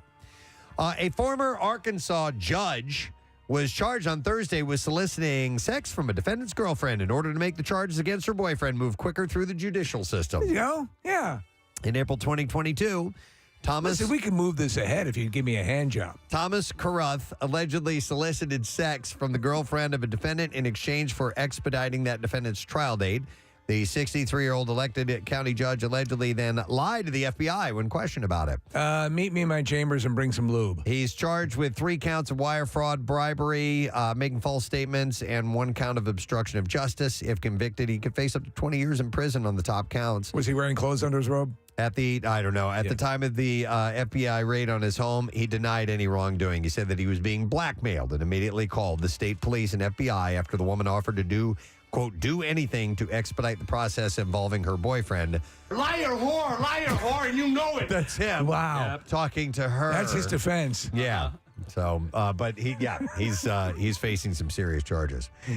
A man charged in a grisly attack Tuesday morning claims he did it because he believed the victim was a robot. Yes. They're all around us. At about 2:17 a.m., officers responded to Cleveland Station where witnesses reported an attack and a lot of blood. Officers said they found 25-year-old Corn Daniel Kramer still on top of the victim, a 78-year-old man, and pulled him off. And according to police, the suspect had chewed off the victim's ear and part of his face. Oh. Their injury was so... I was wrong. He's human. I thought I'd see that exoskeleton. Listen, no. the victim was taken to an area hospital. They said that the injury was so severe that responders could see the victim's skull. Yeah. Oh, my God. There's the Saigon whore that bit my nose off. In a subsequent interview with police, Kramer told investigators he believed the victim was a robot who was trying to murder him because of the victim's scent. Robots are very smell-oriented. Kramer told investigators he spit out the victim's flesh, thanking the arriving police for saving his life by separating him from the, quote, robot. Oh, Christ, I see a human skull. This isn't a robot. Wow. What do I do? So he appeared in court on Wednesday on a second-degree assault charge and is being held without Is there any way bail. we can expedite this, Your Honor? Yeah, right? Yeah, go to that judge. Speaking of robots, the world's largest strip club has hired the biggest security guard ever seen to ensure no nonsense unfolds at the doors. A giant, 15-foot-tall robotic suit that looks straight out of Avatar was flown to Las Vegas from Vancouver this weekend. Customers at Sapphire's Gentlemen's Club were greeted by a staff member behind the controls of a 4.5-ton robot dubbed Mech the Bot Johnson. The robotic suit, capable of transforming anyone into a formidable real-life Terminator-style character, was in town the same as the brand-new tech being unveiled at the annual CES convention.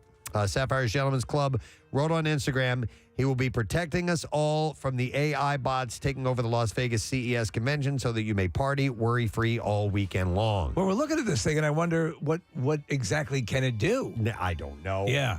I mean, it's just... It looks like a crawling machine. That's to be what honest. it does, yeah. The club's managing partner said it only makes sense that the world's largest gentlemen's club would have the world's largest security guard. So. All right, one last story. I want to wrap with this one. A Philadelphia police officer is being sued for sexual discrimination and creating a hostile work environment for allegedly taking off his pants repeatedly in front of other police officers. Officer Jose Donez and the city of Philadelphia are named as defendants in the lawsuit filed by attorneys for Officer Kelly Neal. Both officers work for the 26th District. The suit was filed last June. According to the complaint, Neal claimed that Donez, a police officer for over 30 years, removed his pants directly behind and beside Neal on several occasions and stood in the open office of the 26th District in his boxer shorts instead of using the locker room or bathrooms to do so. Okay. The behavior occurred multiple times in front of Neal and other women officers, some of whom complained to their superiors. Just airing things out. The lawsuit includes screenshots from multiple videos discreetly taken by Neal that show Donez removing his pants and exposing himself in his underwear directly behind Neal. One of the videos of the lawsuit states, it says, quote, at approximately 08 seconds in the video, defendant Donez fingers the crack in his buttocks to remove his wedged underwear therefrom. No. You can't finger your butt. Seconds in. I think he was just pulling a wedgie. At 18 Watch seconds. In the video, defendant Nunez thereupon pulls another pair of pants over his underwear, lifts his shorts above his waist to expose his back and stomach, and adjusts the buttons and buttons his pants. I fingered the guy. So there are later screenshots and annotations that describe Nunez casually answering a phone call while pulling up his pants over his underwear. My junk looks like a TIE fighter. As well as another incident wherein a different officer walked by and was exposed to defendant Nunez's behavior while attempting to open the office refrigerator to place the items inside. Sounds like an interesting workout. It sounds like a photo shoot, like a sexy photo shoot. I'm just putting the milk in the fridge. Yeah. All right, and there you go. That is what I have in the bizarre file for you at this point in time. All right, we will break, and we will come back in just a moment or two. Don't forget a little bit later on, Andrew Collins stopping in, Steve Gutenberg on the show as well, and we have Tat Tuesday. Stay put. We'll be back in a moment. Preston and Steve on 93.3 WMMR. Instruction when you need that. All right. Is it, all right, hang on. You have to nail it on. Well, no. Is it a one-time use only, or That's what I don't know. No. It's $298. There's no way, dude. Does it say washable anywhere? That has to be if you've multiple use. That's the kind of thing you can go halvesies on, Nick. From the Red Hot Chili Peppers, please welcome Mr. Chad Smith. Yeah. To the show. Good morning, Chad. There we go. Yeah, just people in there just hired just to clap loudly. That's what I do. That's it. Yeah. That's us. Yeah. Gotta have that's my clappers, man. gig. Yep. How do I get that gig? Hey, Chad, I wanted to ask you, man. So Stone Harbor is where this is going to be. There have been sightings of you at the Jersey Shore before. No? What do you mean no? I've never been to the Jersey. Tell me about the sightings. This sounds good. Are you serious? We have heard there's somebody that looks like It you, has to be. that people have sworn up and down that Chad Smith haunts. Well, we all know who that is now. Don't. Will Ferrell out there? Some other dude, some other really good-looking guys out there too. I have not been to the infamous Jersey Shore. This is my virgin experience. So yeah, what should I expect? Well, it's beautiful. Stone Harbor's a gorgeous area, first of all, that you're going to be in. And it's just, you're going to be down there for Memorial Day weekend. So, in fact, that part of the state actually weighs more than any other part of the state this time of year because everybody's going to be flooding down that way. But it's just people dying to get out and enjoy summertime. So that's the kind of vibe you're going to be digging on. Beginning of summer. And what a summer to start beginning, right? Yeah. Well, you're also dealing with the fact that restrictions are getting relaxed, and people are, as the vaccinations are going out and things are becoming more normal. I think you're going to get a very exuberant response from your art collection. And how is this? How long has this been a thing for you? Because obviously you have the artistic outlet of the music. But a lot of times, people like to dabble in other stuff. How long has this part of your life existed? Well, I would say I've been doing this particular thing about 5 years now. And this company called Scene 4 in Los Angeles approached me. And it was really their kind of idea saying, look,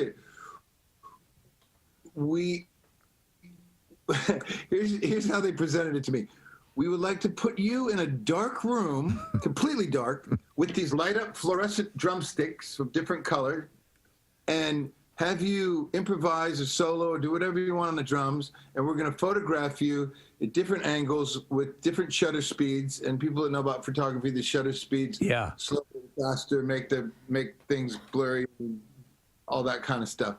And then after that, you can change the color and you can manipulate it on different canvases and do all kinds of modern post-production stuff. And, how does that sound to you? And I was like, it sounds pretty cool. It sounds psychedelic, and it's a connection for me from music and drumming, which is obviously my passion and the first thing that I've been doing since I was a little kid. And so it made sense to me in that way. So, that's what we did. And that was about 5 years ago. And then I have a second collection. It was so much fun. I did it again. And this time, though, I started adding afterwards in post-production. I really wanted the power and the energy and explosiveness of how I was trying to portray the drumming to pop out on a flat surface, which is really the challenge, because music and drumming is so physical and obviously, it's a audio experience, but to try to get that, translate that onto a flat surface is something I was interested in. So so I've been adding things to it to embellish it, to bring out those feelings that I want to convey on the canvas, and it's been a lot of fun, and I'm just going for it. There's no art police that's going to come and say, hey, you can't do that. That's against the rules. You're supposed to do, whatever. And so I'm not really concerned with that. I just, if it touches people emotionally or whatever sort of, reaction you can get from art, any kind of art, right? I'm down. So it's really, I'm using my drumsticks as brushes. And actually, there are brushes that people use on the drums, and the drums are my canvas, and I can express myself any way I want. That's wild. We've had a few other rock stars by here that have taken to artistic and oil paints and various mediums, and a couple of them actually have been drummers. We have Mickey Hart of the Dead, Rick Allen of Def Leppard as well. Do you guys? Is this a community, drummers who go into art? Like a drum circle, a paint circle, or an art circle, or whatever. Stuart Copeland does it. Bill Ward from Black Sabbath. There's a drummer from Journey. A lot of people. I don't know. Maybe it's a drumming thing. I know. I asked Mickey about it actually, because I saw that he did it, and I asked, and he's with the same company that I did. And obviously, our thing is always very different, but. Just to get a feel for it and how the people were to work with and all that, and he was very positive about it. So, I don't. I guess it's a thing. Who knows? You know what's interesting though is because you talk about that there's no art police, and I think as a musician, and this is your livelihood and so on and so forth, and albums and songs get critical reviews and so on and so forth. It's sort of liberating in a way to tie into an aspect of what you do and have that. And I don't give a rat's ass aspect to it, to just be purely something you feel at the moment. And no, I don't care how it's judged. This is what I want.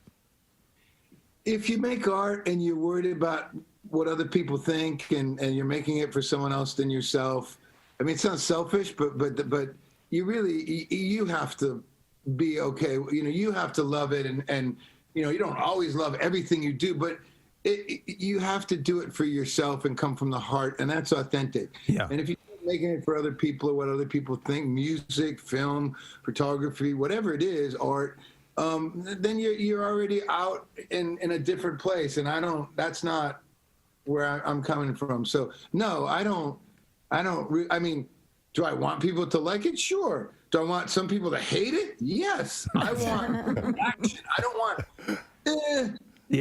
all right. You don't want that as an artist. You want people to love it, or are they at least for me, I want a reaction.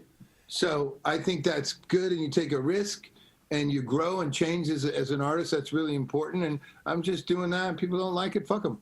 I have to dump out on the F-bomb. But listen, Chad, I have a question about that, and the difference between creating music and creating this as tangible art that you can hold and touch and really take in. Now, if you create something, a piece of music, it goes out into the world, people purchase it, that's great. But you still have that. When you have a piece of art, if you create something that you really love, do you want someone to buy that and have them appreciate it, or is that something you want to keep for yourself? Is it hard to let go of something that you've created that you really, really like? Yeah, that's a good point. And also I can use the music analogy. It's like you make your songs in your garage or wherever you're at, and you write these songs, and there's with our situation, there's 4 people in a room, and you come up with something, and if it's really great, it touches people, and people connect to it, and then it's theirs. You know what I mean? It's really no longer yours. Once you put it out into the world, it's for everybody. And if it's something that I made, I guess this is the one thing that would be different. It's a tangible one thing. If I really liked it, I would keep it. Okay. Yeah. That makes sense, right? If I was like, I want to have it, I want it. But for most things, it's like, I'm doing it to express myself and share it with other people. So. Yeah, Chad, my girlfriend's a painter, and occasionally she'll paint something and keep it for herself. Who are you? I'm on the show as well. My name's Nick. Nice to meet you. And listen, like the GIMP, did they keep you in the club? That's right. Well, today they let me take the leather mask off, but normally I'm in the closet. But she's an artist, and she's a painter, and she loves to occasionally keep a painting for herself. But listen, the reason I wanted to bring a chat just for a second is I don't want to alarm you, but we're zooming with you. There's a window behind you, and I just saw somebody wandering behind you. I don't know if you know who that is, or if there's just there. See him? Yeah. There's somebody out your window. Yeah. There's somebody right outside your window right now. That's my son Dashiell. He's like loves horror movies and creepy dolls. He's on his bike right now. Okay. Hey, you guys are talking about you. Oh, that's funny. Yeah, if he's a horror guy, we can have a conversation. He's quite a character. Chad, I've got to ask you, one of my favorite places in our country is somewhere I've been visiting since I was a kid, Montauk, New York. And I was there a couple years ago. And apparently, now hopefully we get this rumor right, but apparently I just missed you at Swallow East. You jumped on stage, this was the story, to play with the band that was there. Probably, yeah, that sounds about right. I'm in Montauk right now. Oh, you are? Yeah. Oh, yeah. I love it there. Yeah, it's great. Dashiell, they're just talking about how creepy you are behind you. He's going to put his son on with us. Let's say the side of Dashiell. Hey! What's up, dude?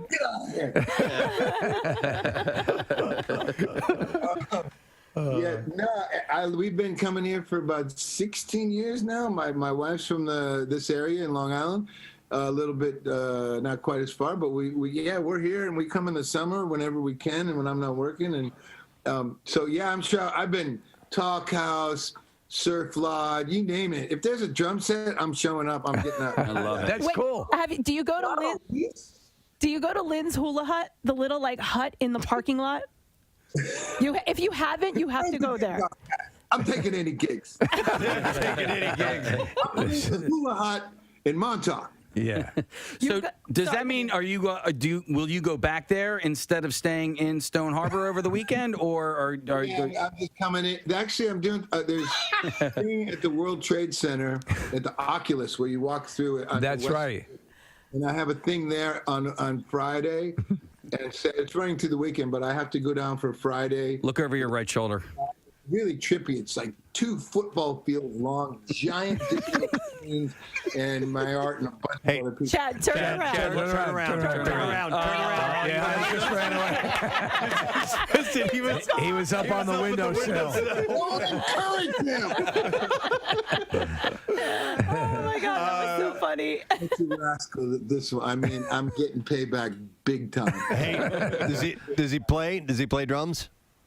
He used to really like the guitar when he was younger. I thought he was going to be the next Jimi Hendrix, but he kind of gave it up. He likes skateboarding and just wreaking havoc with his parents. So now he riding his bike, and he kind of. But my middle one, my 12-year-old plays the drums actually, and it's a room full of drums in here. Ah, nice, beautiful. Yeah. Hey, I have a drum question for you. Bed and 3 drum sets. I have a drum question for you. I'm a lifelong drummer. I'm 53 years old. I quit for a long stretch. I have some hearing issues. I have tinnitus. I played in a band. I did the damage. It's over. But I've been getting back into it the last few years. Bought a great Roland electronic kit, And I've decided to crack down and work on the fundamentals, things that I should have done that I really wasn't paying attention to when I was in marching band and so on.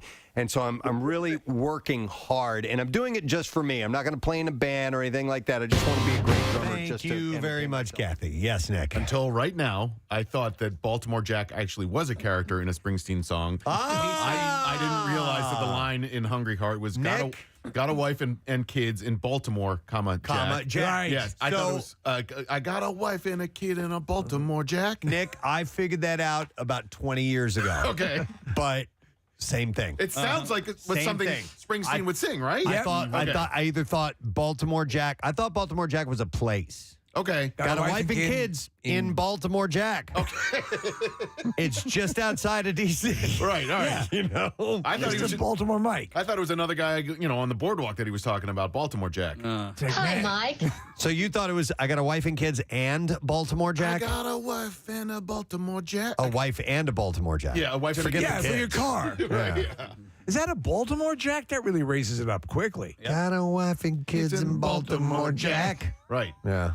Anyway, I was wrong for a long time. I saw an interview with Bruce the other day, and it was pretty funny. He was talking about how his kids just do not care that he is Bruce Springsteen. On Seth Meyers. It was great. Yeah, it was terrific. And he was like talking about how kids would never root for any parent to cheer for them. 50,000 people at an audience. Yes. He said kids don't want to see their parents cheered on by 50,000 people. No. They want to see their parents booed by 50,000 people. It was pretty funny. Do you get any acknowledgement from your kids about, that you're in a little higher profile job? In the public? Does it matter? I do. And they appreciate it. And Have you ever met Baltimore Jack? They don't. They don't regret it or anything like that. Do they regret it? They regret it a little bit.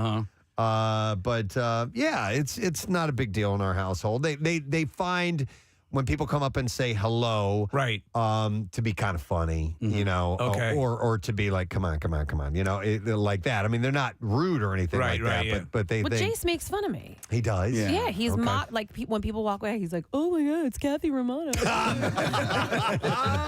It's not until like their friends and their peers will sort of acknowledge it becomes something at that point. Yeah, like my son has a couple of friends, these twins, Chris and Kevin, that have been listening to the show forever, and like when they came up and said, "Hey, I listen," they were like, "Oh." So I had kind of an opposite reaction. So Caroline was at school, and one of the classmates, they were talking about famous people or something like that, and one of the friends said something along the lines of, "Oh, well, you have a famous dad," or something like that. And the other class members were like, "Ooh, who's that?" Caroline tells them, they were like, "Oh, okay." I thought it was gonna be like a YouTuber or something like that. They were disappointed. Preston. Oh, it's too funny.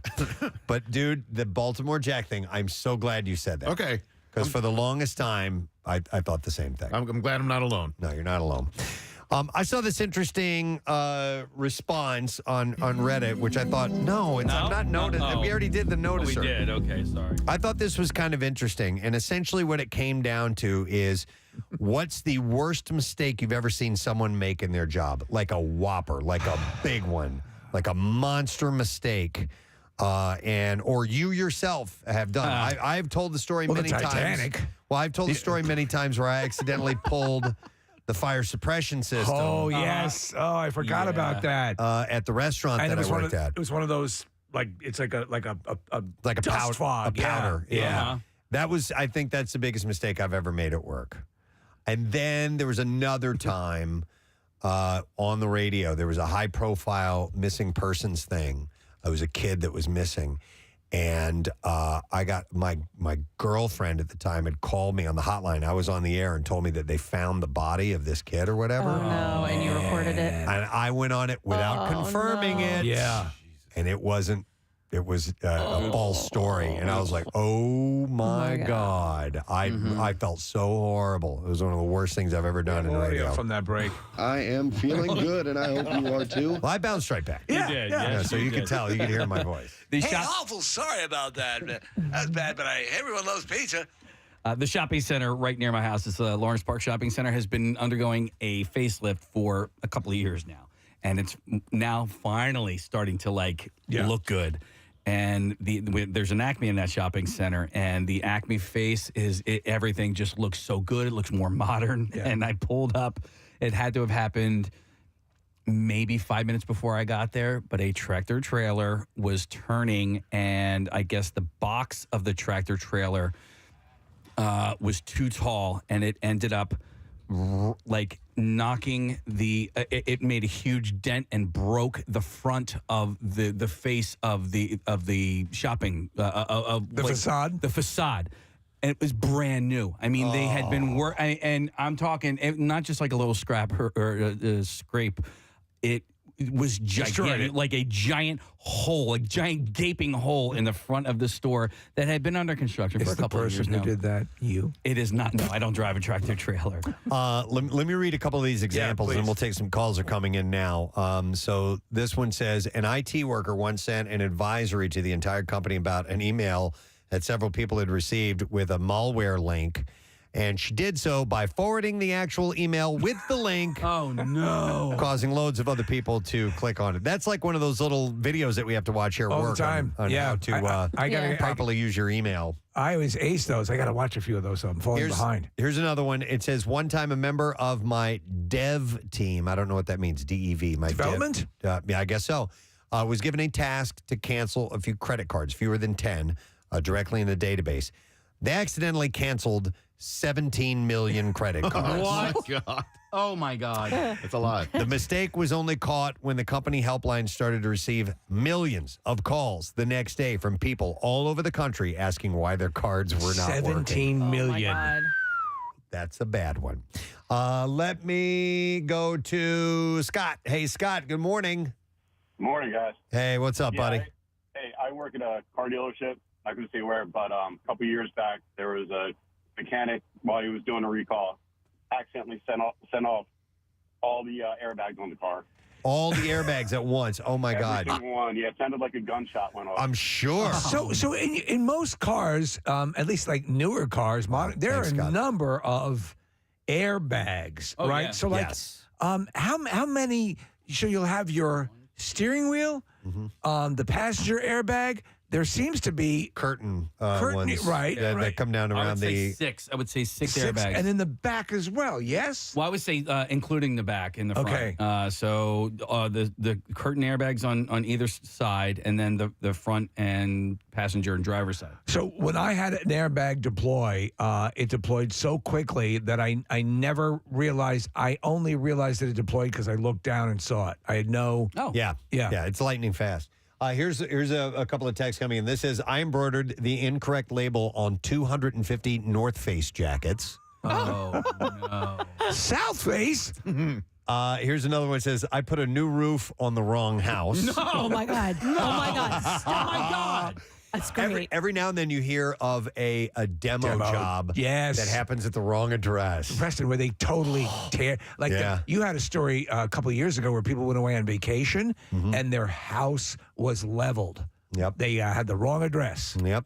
215-263 WMMR. This is a good one. This one says, I once accidentally pulled the fuel release from a military helicopter and dumped hundreds of gallons of aviation fuel inside the hangar. Oh. I ended up soaked in fuel and in the hospital because it got in my eyes and mouth and ingested. Oh, my God. Whoops. You must have looked adorable, though. Don't pull this handle. Wow. This one? Let me go to, let's go to Shane. Hi, Shane. Good morning. Hey, good morning. Hey, so what's happy to bother you at work. We're thrilled. What's up, man? All right, so years ago, I worked for a data entry company where I was the one behind, like, sorting the data, in preparation to print mailing labels. Well, if in the blank fields, I would just give it a character, temporarily, like the word idiot or something. Right. Well, one week I forgot to remove that, and all our clients had received their mailings with the word idiot addressed to them. Oh, no. Oh, my God. How many clients are we talking, Shane? Oh, I don't remember. Like hundreds, maybe. Okay, and they all had idiot. Dear idiot. Oh, my God. I love it. Thanks, Shane. What? It's somebody from an IT in our company sent something one time. Oh, they were venting. Oh, yeah. It was really chastising, Right. And Yeah. I held on it to wasn't that an for a while. accident, but they used the wrong language. And they caught hell for it. Yeah, they did. Here's a one of these entries that said, once I served drinks to a little girl and her mom, and I actually got them mixed up. The mom ordered a mixed drink with bourbon, and the daughter said her drink tasted funny.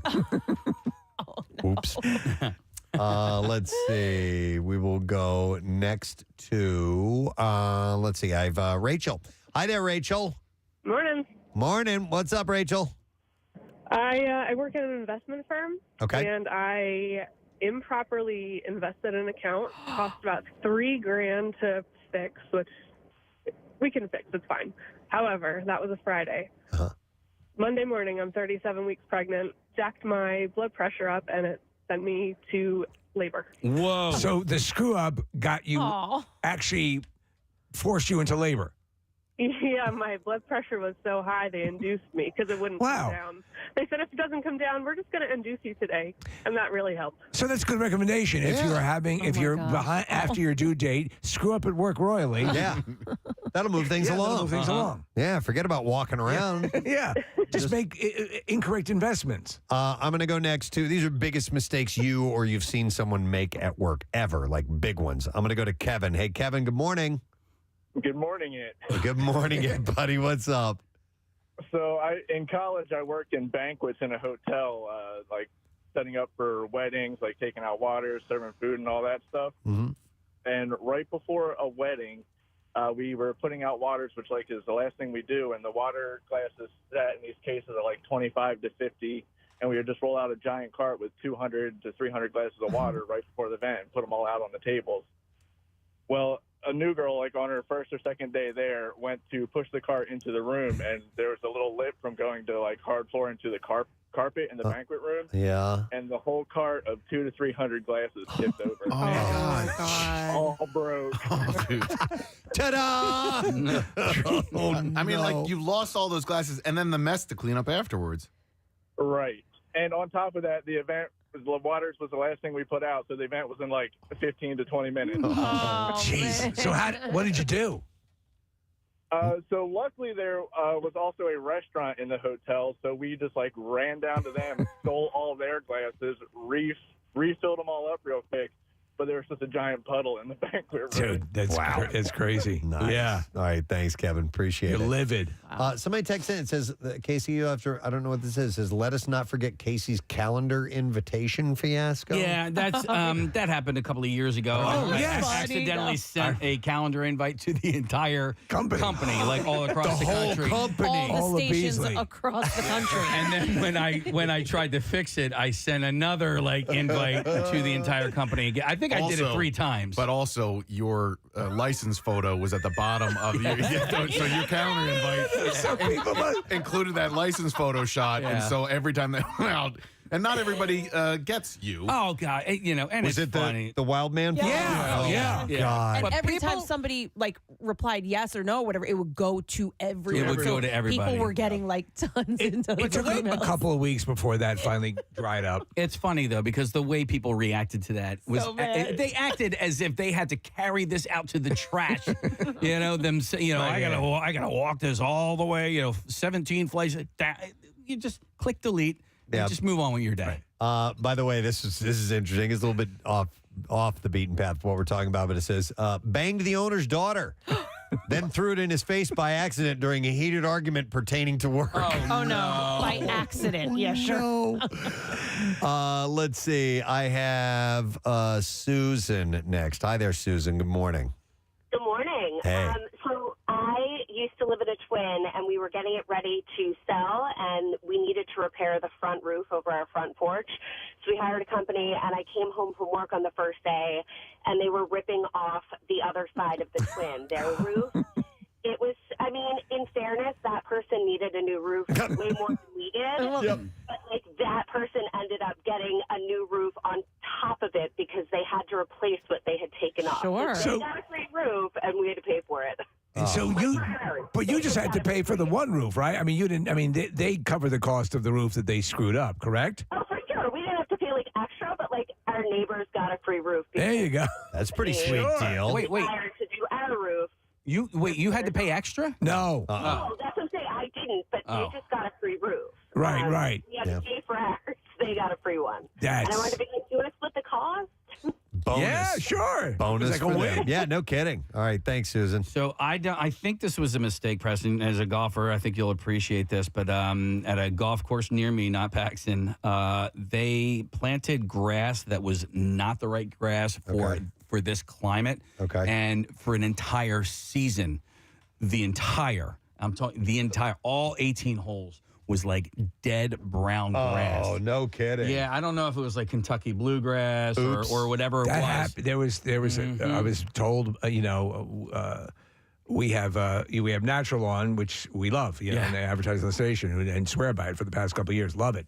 But there was another company that apparently was in our general area, and they had put down the wrong chemicals on like 30 lawns and just killed them. Speaking of that, let me go to Bobby, by the way, who is on the line. So let me get him. Hey, Bobby!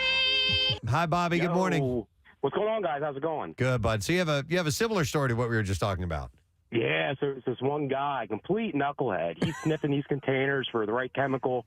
For whatever reason, he had the bottles mixed up. So he puts weed killer in instead of a broadleaf weed control, kills this guy's entire lawn. I mean, the guy's living. Oh, yeah. So at this point, we are ripping out grass, putting sod in, and this was 2 years ago. So it was a very dry spring. Yeah. We have 3 water trucks up there every day, 10 hours a day, watering the sod in. Complete mess.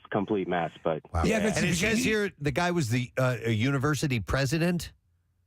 Sure. That's what it says. He's not happy. Okay. Which university? Let's let that part out. Okay. But, I mean, we get the situation. It was just a costly mistake, and the guy, he just, Well, listen, when you do something like that, you have to go so far in the other direction because that's everything. If word gets out that you did that to a lawn, your business will just be destroyed. So you've got to make good and then some. Yeah. I mean, accidents happen as long as you fix the mistake. But I think Thanks, Bobby. my general reaction to something that big, I probably wouldn't lose my crap all over those people as long as they did right by me. Yes, you know what I mean? Like, oh my God, that is a gigantic mistake. I would imagine you are just mortified that you did this, but as long as you fix, we're going to put down sod. We're going to put in a sprinkler system. We're going to blah blah blah, and then all right, okay, yeah. Let me go to John next. Hi, John. We're talking about the worst mistakes at work. What's up, bud? Hey, guys. Hey, man. So I worked in education for years, in education IT for over a decade. And, I wasn't trained in this. And in IT, you have a chance to make some pretty big mistakes with automation or with, the power to send one command to, say, an entire floor of computers during finals week. So I was working in my development, what I thought was my development computer, sent a command out to a group of fake machines is what I thought it was, when in actuality I sent a command to the entire floor of my computers that I manage and wiped out an entire floor of machines during finals week while people were using them. Oh, my God. So people had all taken, anyone who had taken a test, what they had done was eradicated, correct? So this is even worse. It's not like it was like a like people taking exams or anything. No, this is people working on like film, 3D projects. Oh, no. All of their projects. Oh, my God. Yeah. So what makes it even worse is we had a remote storage option, right? So basically, when you log into the machine, it stores your data onto the server. Well, because I thought I was working in a dev environment, the command also went to the remote server and wiped out the. So you wiped it out and you wiped out the backup. Dude. No. So were you let go? What happened? No, I was not like. So this is a job. This was my first IT job. I was still in school there at the time. I was the director of technology for the department, and I kind of fudged it. Like, oh yeah, road command went out. Well, that's the great thing about sometimes in IT is you could make up a story for non-technical people, and they might be like, oh yeah, that makes total sense. Yeah, all right. Oh my God. You gaslight them. Nice job, John. Thanks, man. We appreciate it. All right, I got to go to this one. Let's get Mike on the line. Hey, Mike, good morning to you, sir. Hi, Mike. Good morning. What's Good up, morning, Mike? Ed. So I used to work for a large conservative company, and about 20 years ago, an administrative assistant in our Canadian subsidiary accidentally sent to a distribution list of 1,000 people a short video clip of a guy playing the piano with his penis.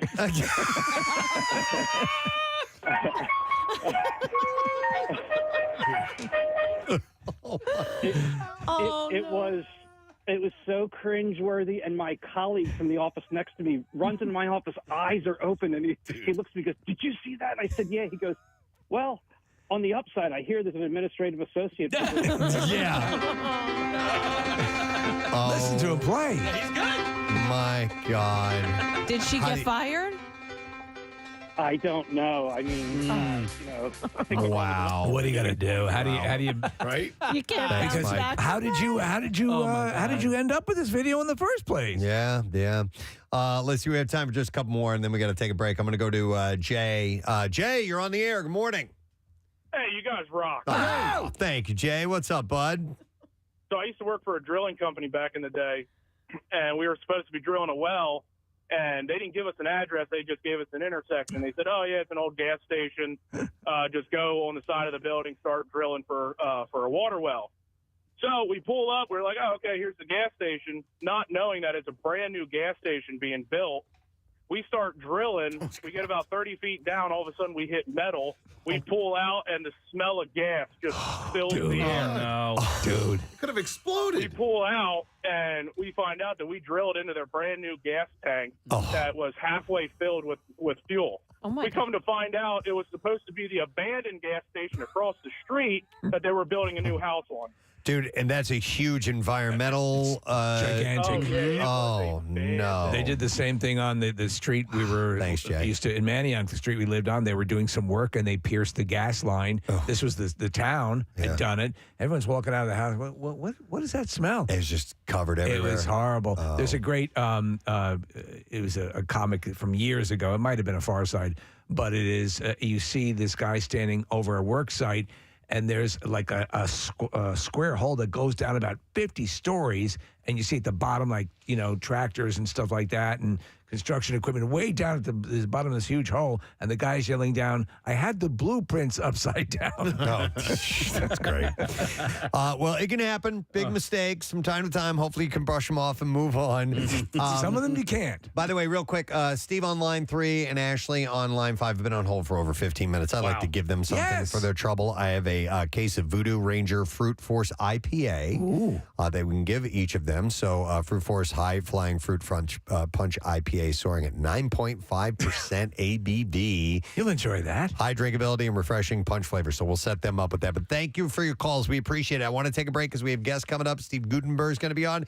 Comedian Andrew Collin, who's going to be at Helium Comedy Club, is stopping in as well. So we'll return in a moment. Hang out with us, friend.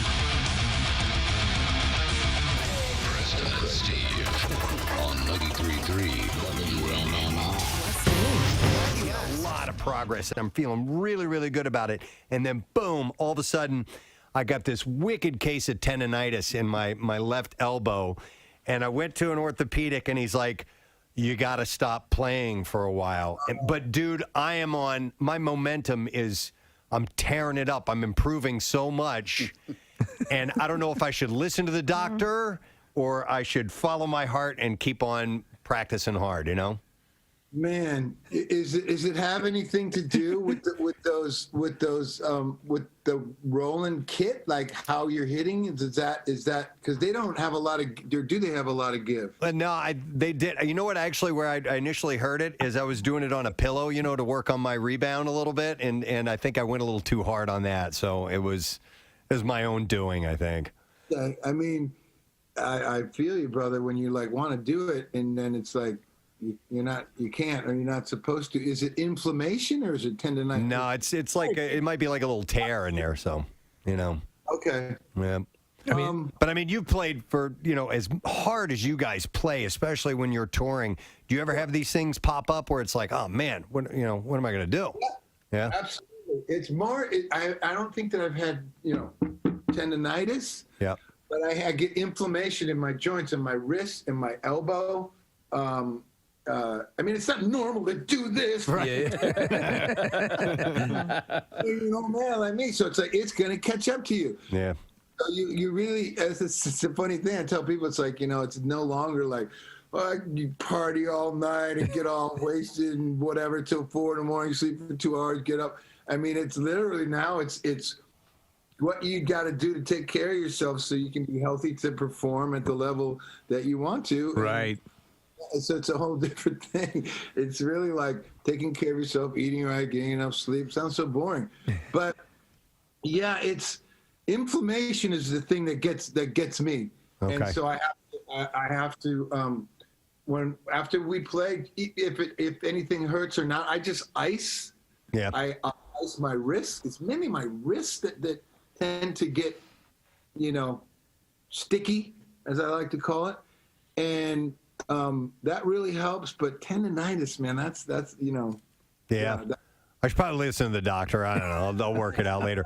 But speaking of the music, I did hear a whisper recently that you and the Red Hot Chili Peppers are starting to get ideas together for a new record. Any truth to that?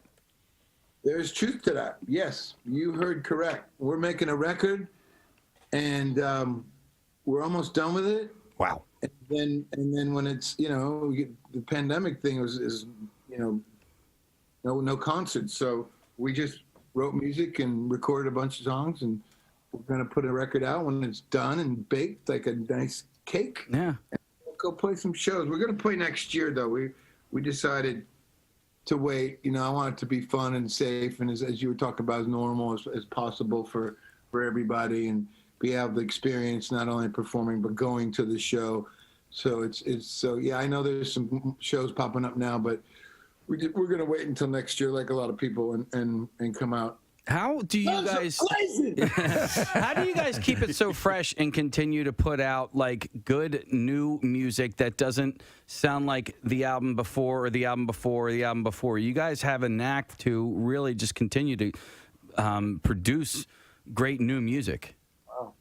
You're very smart, not only handsome, powerful. Powerful? Anyway, yeah, thank you. Well, we love it, and so, Guy, and as I was just alluding to before, I think that you have to keep changing and growing and challenging yourself as an artist. It's just, why keep doing the same thing over and over? Or some people, that's kind of all they can do, so they do that. Okay. But we're pretty good, as humbly as I can say. We like all kinds of different music, and we want to not do what we did. It's going to sound like the Red Hot Chili Peppers, but we have a distinct, something I'm very proud of. We have an identifiable sound to our band.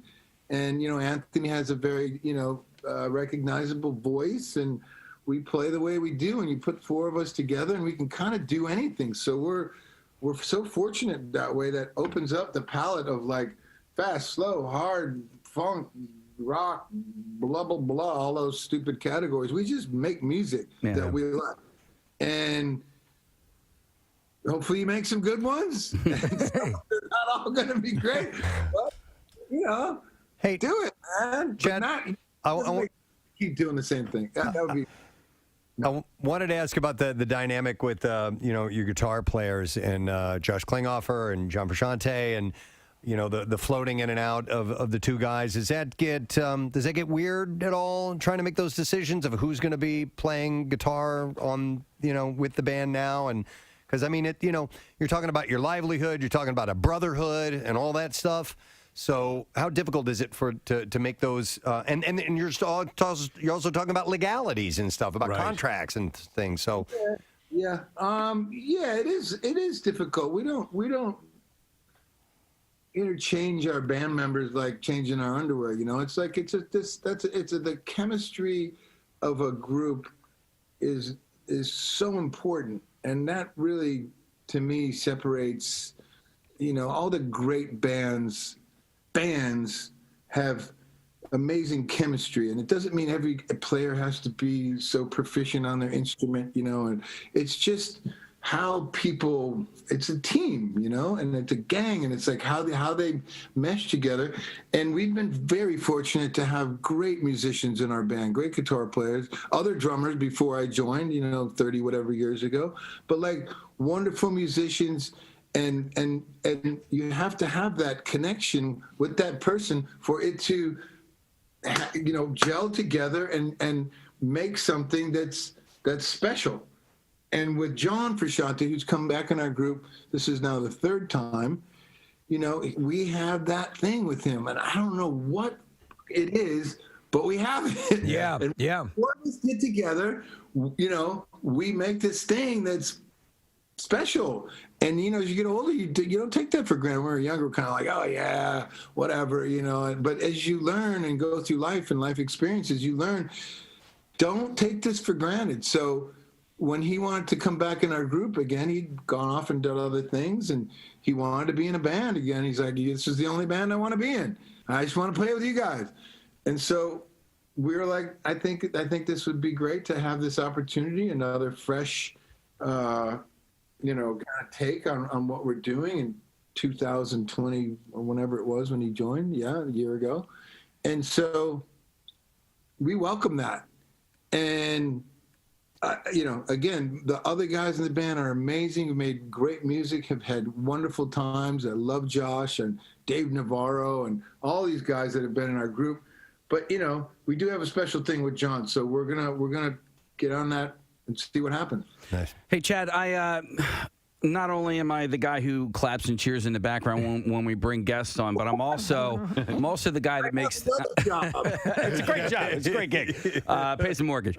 But I'm also the guy who makes things weird, and so I want to invite you over for a cigar this weekend because I'm a short town over from where you are. But if you want to come over for a cigar or a crab cake sandwich, I know where to get the good stuff.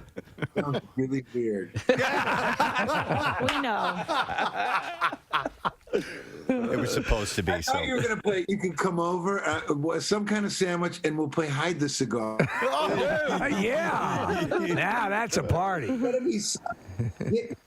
heard about the Jersey Shore thing somewhat. I don't know, but you know what? I'm down for whatever. So you might have to come get me rescue me from the gallery. All right. Well, join you for a cigar. Speaking of the gallery, so people come out, they get to see the artwork and purchase as well, correct? And how is that working? I mean, you're going to be on premises. I've got the times here. Oh, you do? All right. Saturday, 7 to 10 p.m., and then Sunday, 11 a.m. to 2 p.m. So. Oh, they're awesome. Yeah. I think I'm only going to 1 on Sunday. I don't want to drive 9 hours back to Memorial Day Sunday. But yeah, I'll be there and come down and we'll hang out and talk about whatever and look at stuff. And I may, add something to something if somebody really wants me to. Who knows? It kind of goes. So yeah, that'll be happening Saturday and Sunday. Exactly. Hey, do you know, just offhand, and I don't know if this is inappropriate to ask an artist, but what your artwork goes for money-wise, or is it... Millions! Yeah. Wow! You asked! No, come on. I don't know. Okay. Price points in front of you. There's ones. There's a lot of different ones. Okay.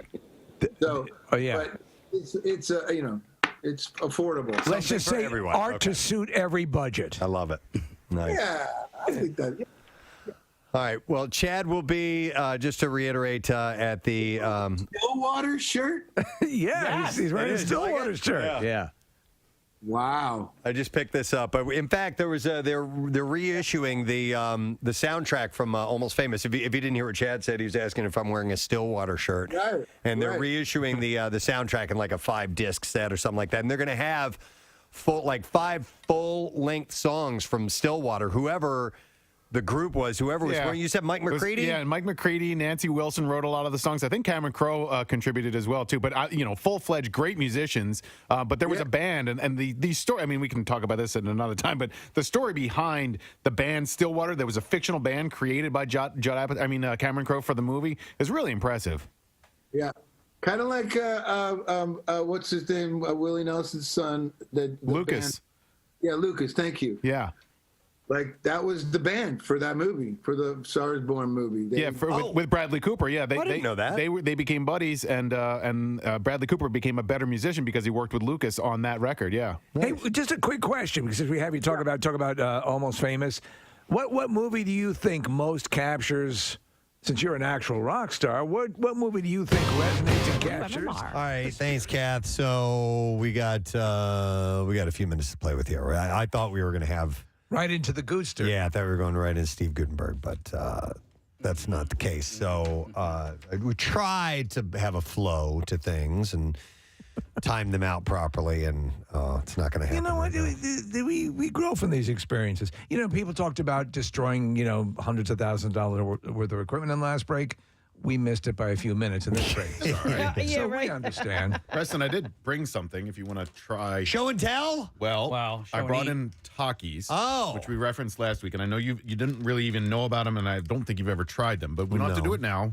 But if you were looking to kill a little bit of time. Do you want to be slobbering up while you're talking to Steve Gutenberg? Are they super spicy? Is that the thing? Essentially, yeah, but I don't like super spicy. Not super spicy like that. They have a kick, and they are full of flavor. They're different. They're really different than any spicy chip I've ever. All right, here we go. Not the type of spicy that is going to blow your nuts off. And like a hot jalapeno. It's not that. Right. I don't know, dude. It's called fuego. I know. It means fire. But I think you should try it because I think you might like it. However, if I'm wrong, it's Casey's fault. As my grandfather used to say, Preston, no fumar la pipa. What does that mean? Don't smoke the pipe. Don't smoke the pipe. It was the warning. They always put that in the airlines. Right? Fumar la pipa. I don't know. Yeah. What's the one they put out where the floor's wet? What does that say? Piso mojado. Yeah. Yeah. Okay. Bibliotech. I really do need to learn Spanish. Somebody, they will say that to me on Twitter every now and again. As if they're saying, like it's a greeting of some. Yes. And a piso mojado to you. Okay. Yes. I'll try a bite of this. All right. Wait, drum roll? Oh. No, we don't need a drum roll. Are you sure? Because I have one. Go ahead. All right. Yeah. You know what? Play the notice.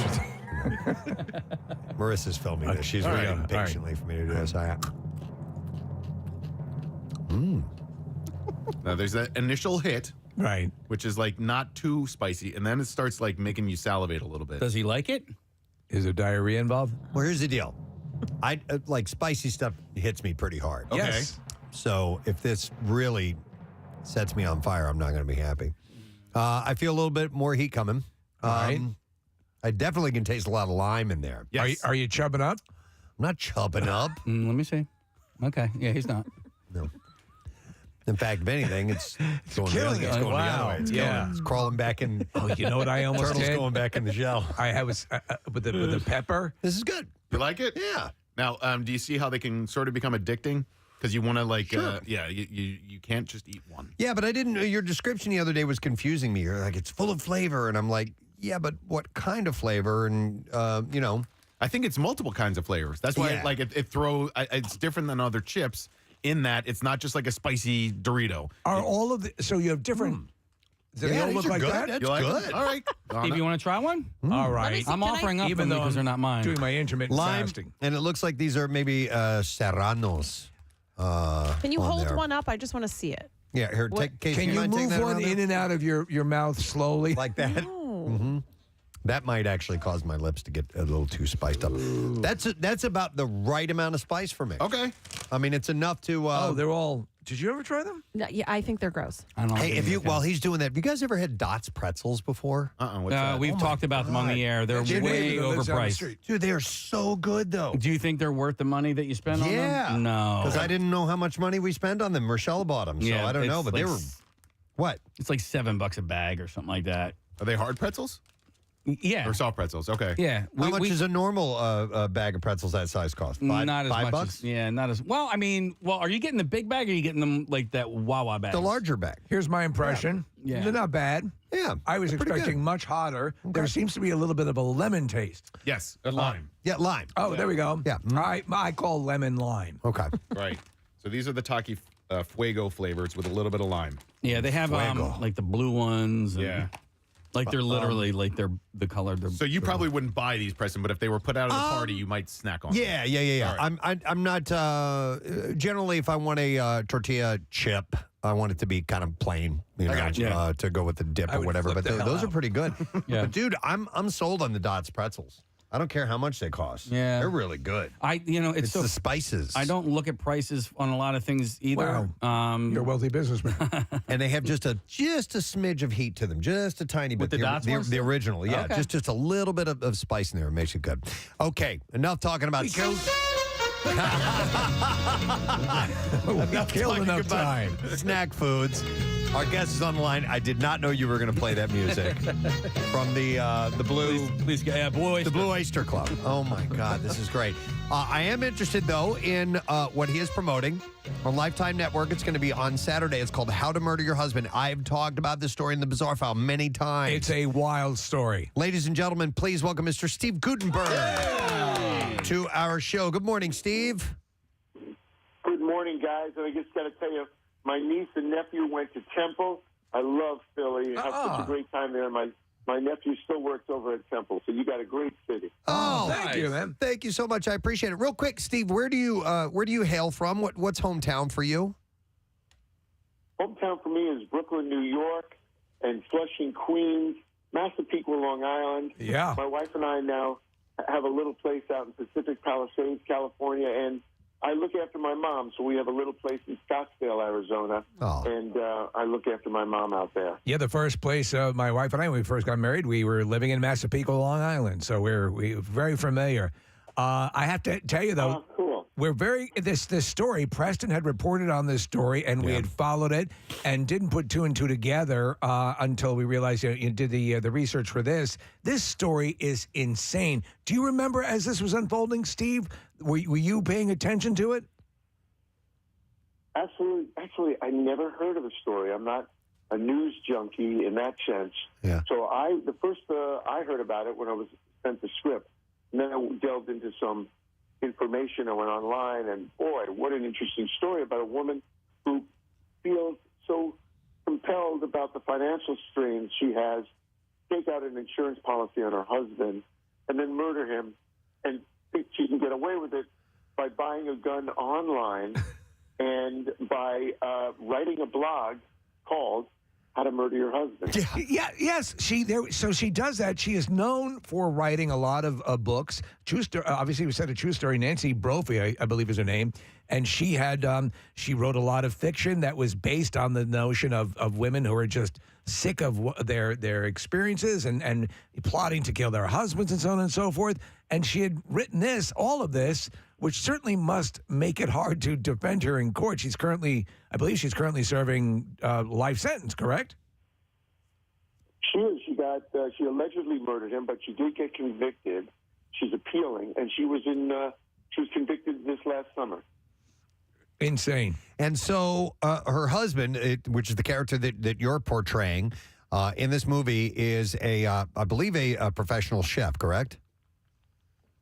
He is, and actually, I just want to note that Sybil Shepherd from Moonlighting. Oh yeah, is playing Nancy, and she's a wonderful actress. And I was thrilled to work with her. If anybody remembers, if anybody's a cinephile, you remember, Taxi Driver and The Last Picture Show, Heartbreak Kid. She's an incredible actress. Yeah, so beautiful as ever. The supermodel, which is kind of cool. So, yeah, she's and a wonderful actress. So I had a great time working with her. Yeah, and she is a great actress. The Last Picture Show, one of the greatest movies ever made, and she has the proper sort of crazy behind the eyes to make something like this work. But it's from the coming attractions, it looks as if is she narrating the film as it's progressing?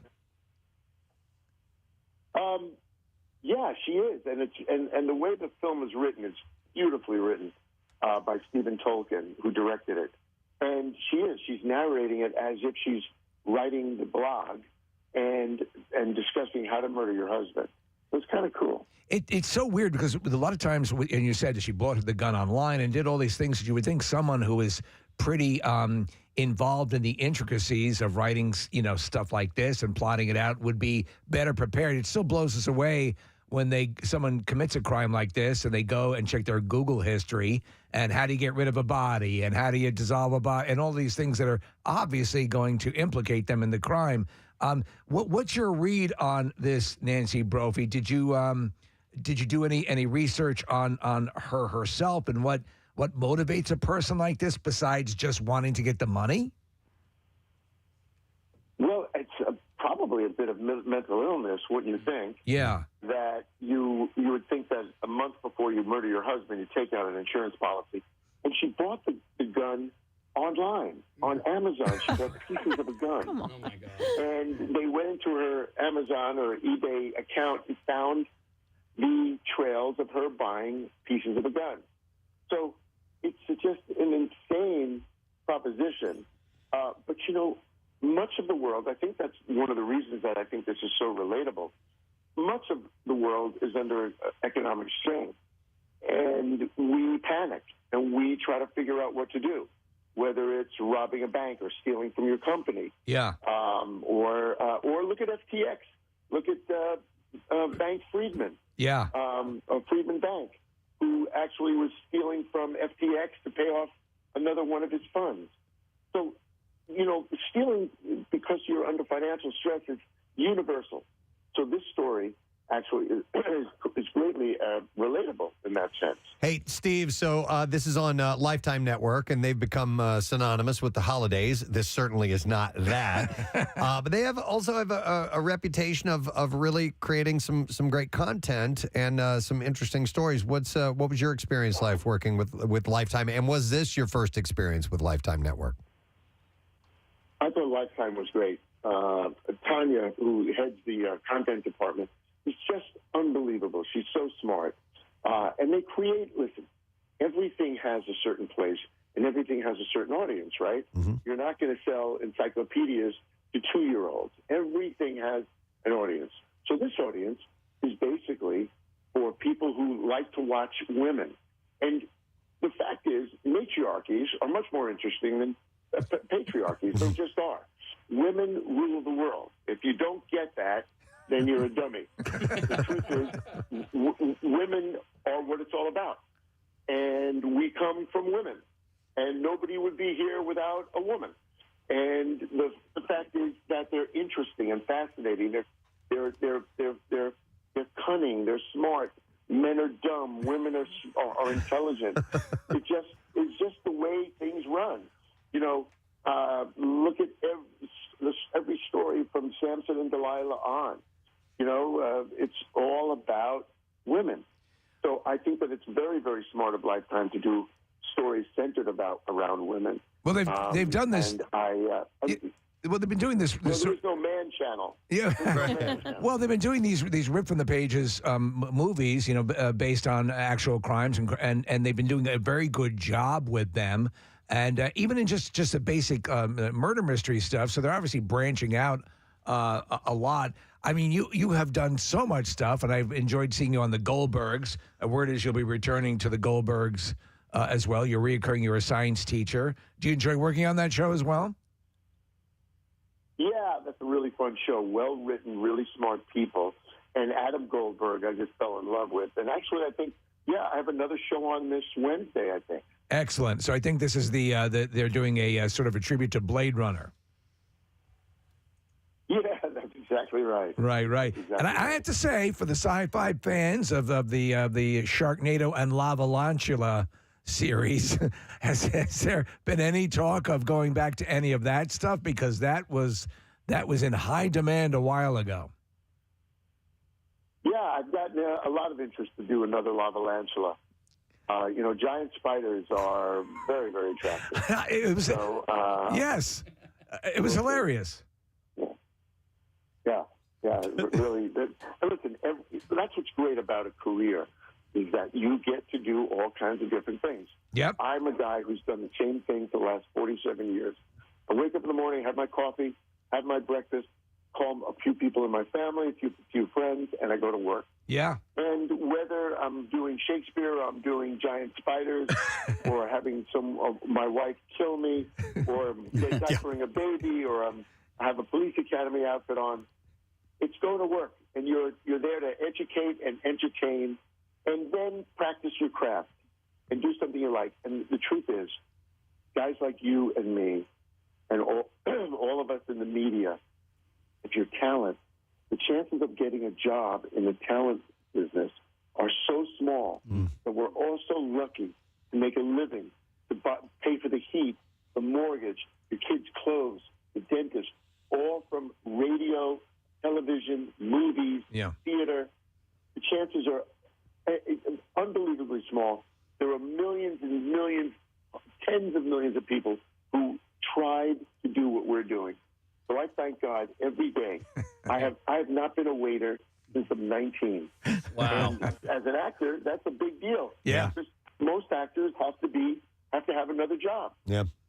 It's true, and I have a daughter who's 17 who is pursuing and she loves it. She's in the theater at her school, and it's something that she's thinking about doing, post high school and in college, and I love that for her because it's something that I did in high school, and I know how much I loved it. So I want to ask you, because we only have another minute here, but going back to your very first job, you played the character, and it's a real life character, Mike Capoletti. So I don't know if you remember much about this movie. It was a TV movie called Something for Joey, but it is a true story about a gentleman who grew up here in the shadows of Philadelphia in Delaware County. This guy named John Capoletti played for Penn State and played professional football. Do you recall that job?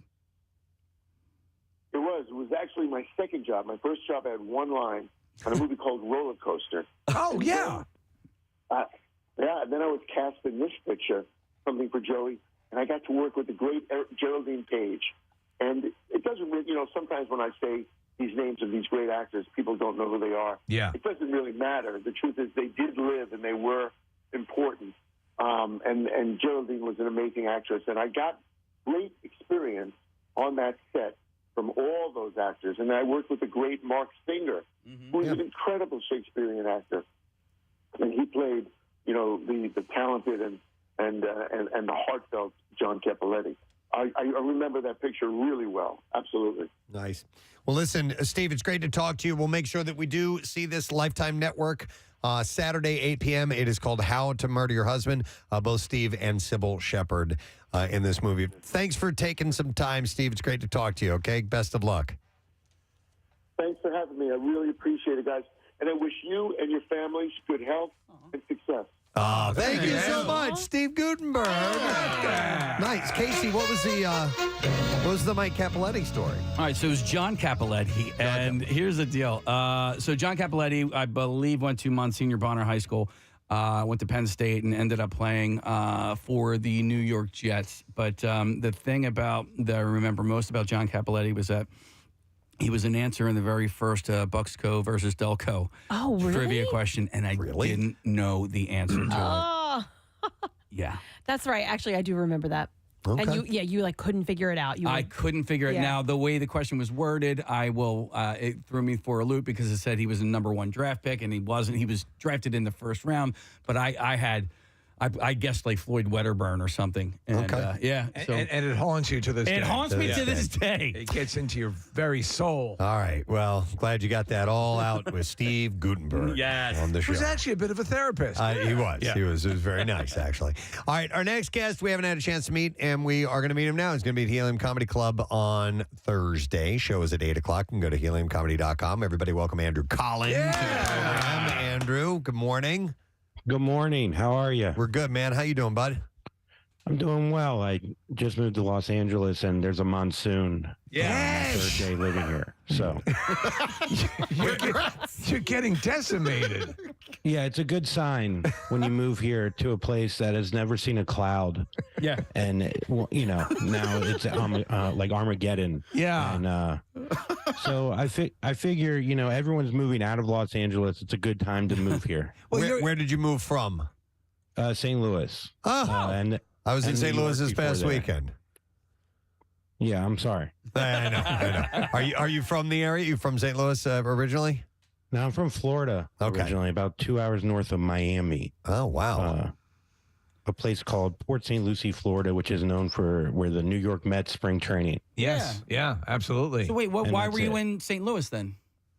I was doing a podcast with Nikki Glazer. I was a co-host of her podcast. Okay. And during COVID, I was in New York City, and wasn't the most fun to be there during COVID. I mean, if I had to pick a place, it'd probably be in a ranch on Nebraska by myself. But, so I figured I'd go to St. Louis, and I went there for 2 years, and it was good. It was a good experience, but I feel like, more career opportunities out here. Probably. Yes. I was reading some of, doing some research on you, and you said of your time in St. Louis that the people, there's a reputation for people being nicer and more pleasant, but you seem to suggest that there's also a dark underbelly to to the people of St. Louis. I think anywhere where they pretend to be nice, and then when they get on the highway, they treat you like you killed their first son, and they're mad at their boss, they're mad at their wife, they're mad at anything else, and they decide to take it out on I-64 there. I've never been around worse drivers there's people in St. Louis, they drive with no license plate, and they drive with parts of their car missing. It's interesting. I've never seen a car work without a hood and a trunk. But it's possible in St. Louis. So if that's what you're into, yeah, they're great. Good people. So big switch in Los Angeles. How long have you been there now? Literally 6 days. Wow. Jesus, you moved out during a biblical prophecy. Yeah. I mean, I'd like to think it came with me, that I'm part of this, that I have that much power to take out a whole city so then I could become a star like Steve Guttenberg. But even he lives in New York. I didn't catch that part of the interview. You're right, because I'm looking behind you. There's like zero furniture behind you. We're looking on Zoom, yeah. I wasn't going to show. I'm staying at someone else's house who's way more successful than me. Oh, okay. And they're not here right now, but I think it's one of those things where they allow you to stay at the house. You're like, yeah, I'm looking for a place, and then 6 months later, you took the master bedroom. And you're like, what's happening? Yeah. Are they in the entertainment industry? Yes, they You are. giggled. I wish they were like in real estate. I wouldn't feel as bad. Well, for the longest time, and we love Nikki Glazer. She's fantastic, and I've had her on the show, and she's awesome. But there's always having listened to the podcast. You guys have worked together. You worked together on her E! Show as well, where she went home and was always giving her parents hell. So there was I saw, and I kind of agreed. You guys had and have a very good chemistry. Did it ever cross over into a more intimate experiences? Oh, you want the exclusive? Might as well. How about with you and Preston and Steve? Did that ever happen? Yes, actually, yes. Only finger stuff. Oh, only fingers. You can get that through the pee hole? Yeah, it's painful. Look, it made the kidney stone feel easy. Oh my God. No, it never ventured over there. I think I'm not successful enough. I think that's what happened. Well, listen, she's great, and the stuff that you work together well. Do you do any other stuff with her? I know you sometimes tour together. You've gone and done stand-up tours with her. Yes.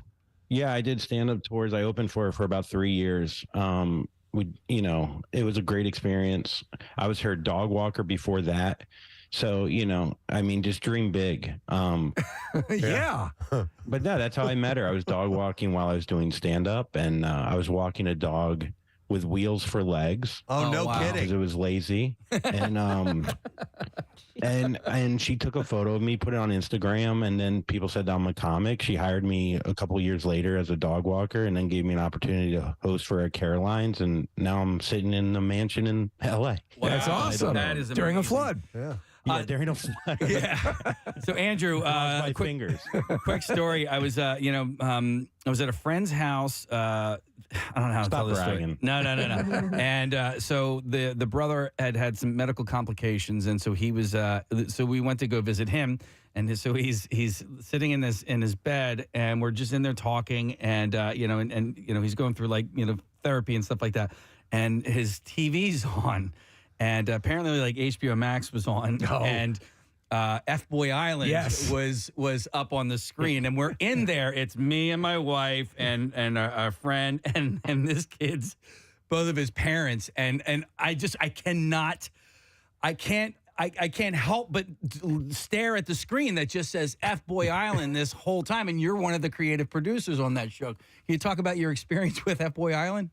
Well, a kid dealing with some medical problems is our ideal audience. That's who we were focused on. Yeah. So it's interesting that you saw that demographic because apparently we only have 8 of them.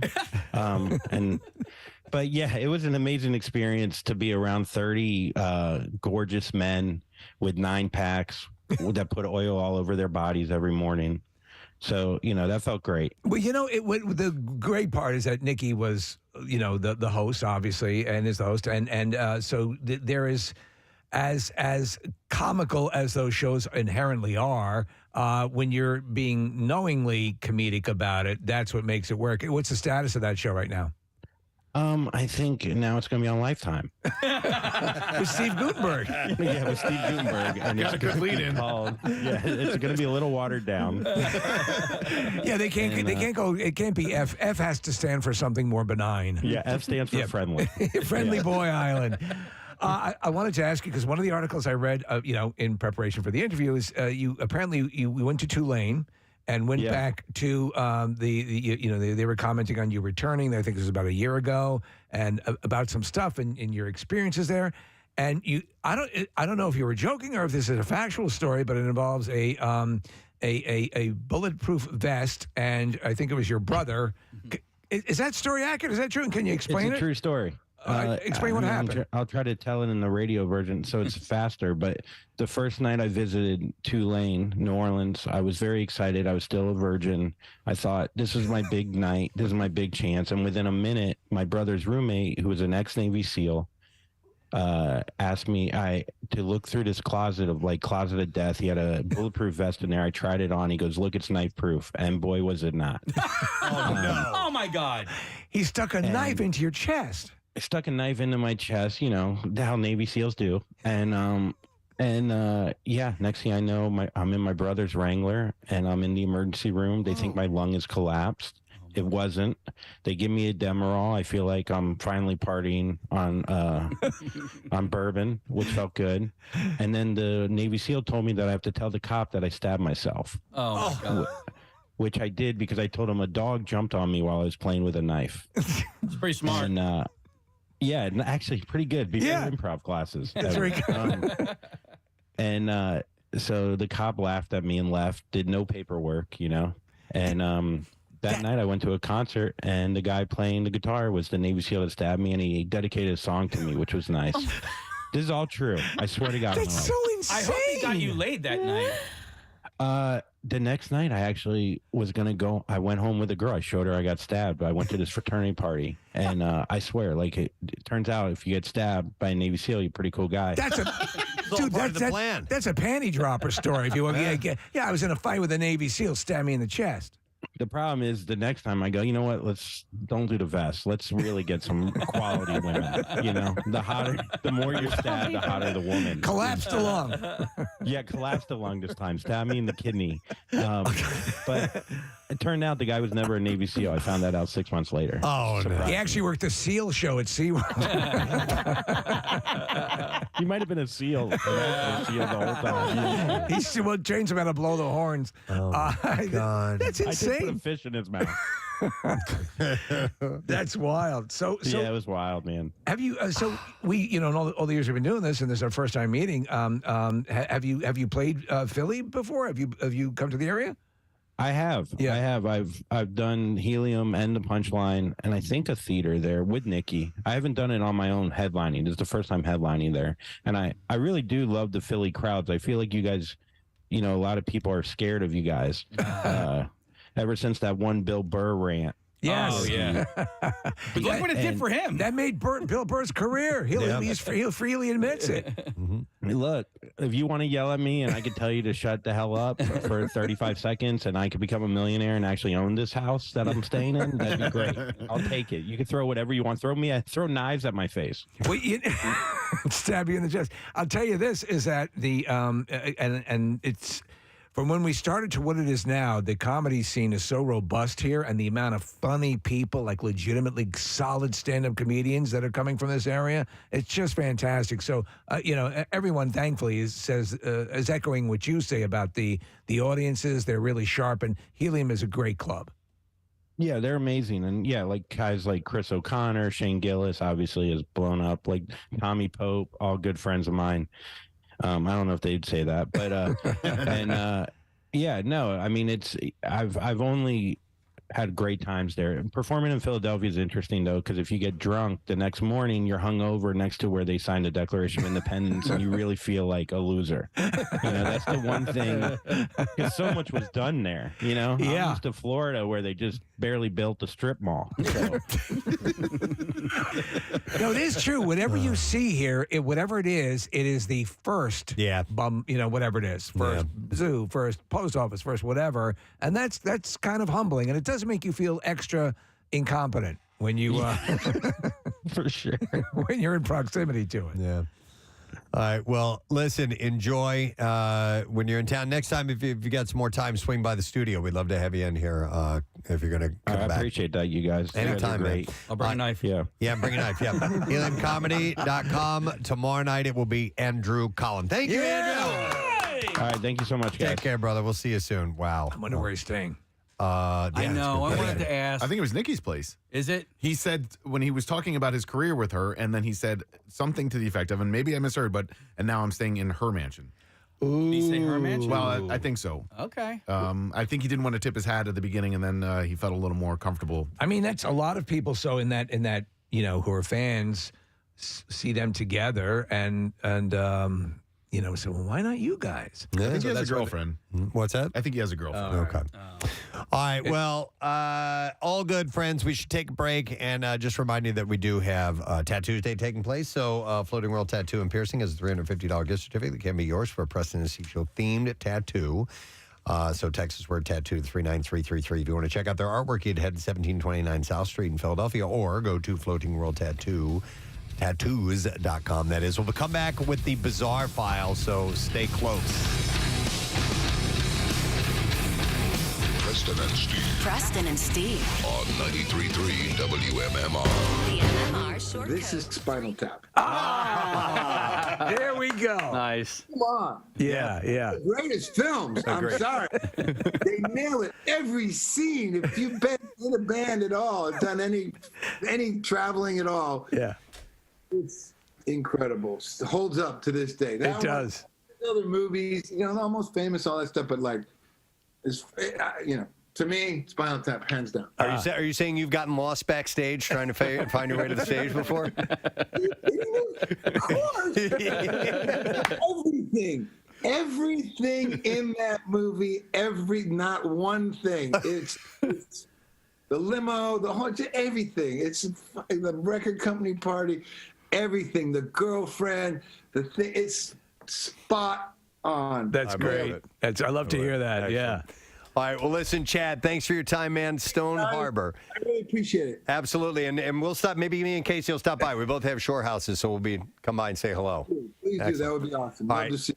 Appreciate it. Thank you so much. Chad Smith. Red Hot Chili Peppers, guys. Oh, my God. He is the coolest guy. He is the coolest guy. And his son, Dashiell, was pretty awesome, too, man. His son kept popping up in the window behind him. So it is this weekend on Saturday and Sunday. And once again, it is the Ocean Gallery. So if you want to check with them ahead of time, you can reach out and find out what the full meeting times and all that stuff will be, which is cool. So. I like that idea of visualizing drum playing and then what they're doing with that. It's cool stuff.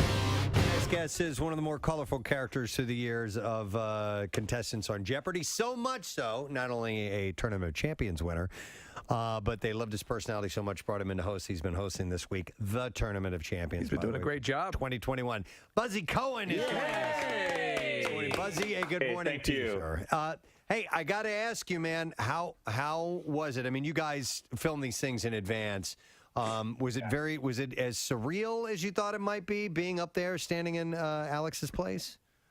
Totally. It was like dreaming in a dream, like it was so bizarre, but also so wonderful. It's always great to be back on that stage. I'm a fan first, so anytime I get to be a part of the show, I'm absolutely stoked. But even on the first tape day, we taped 5 shows in a day. So the first week of shows we did in one day.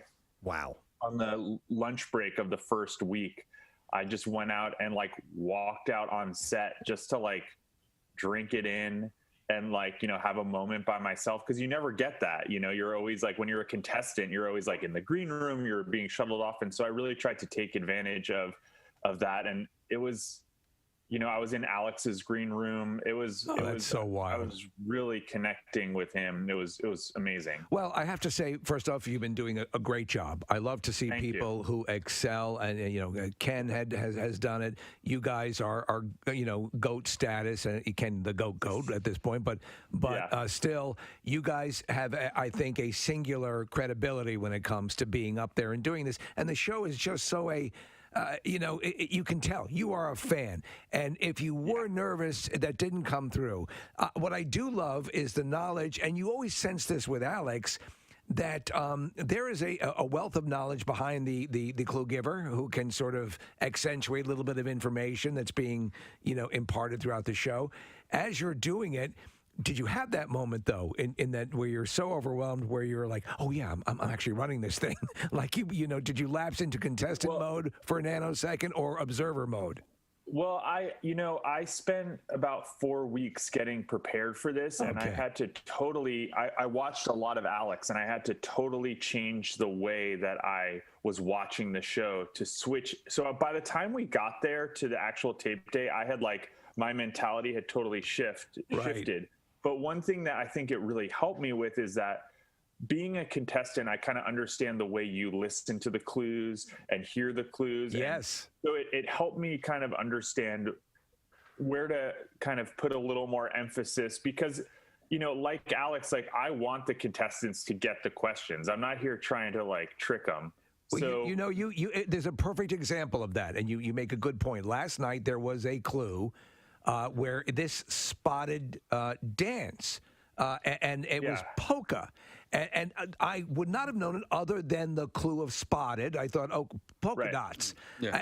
And so, but that's the genius of the show. And then you asked it. Totally. I think you laid it in there. I got it. They didn't get it, but I got it. And that's what Alex did so brilliantly. Yeah, I think that he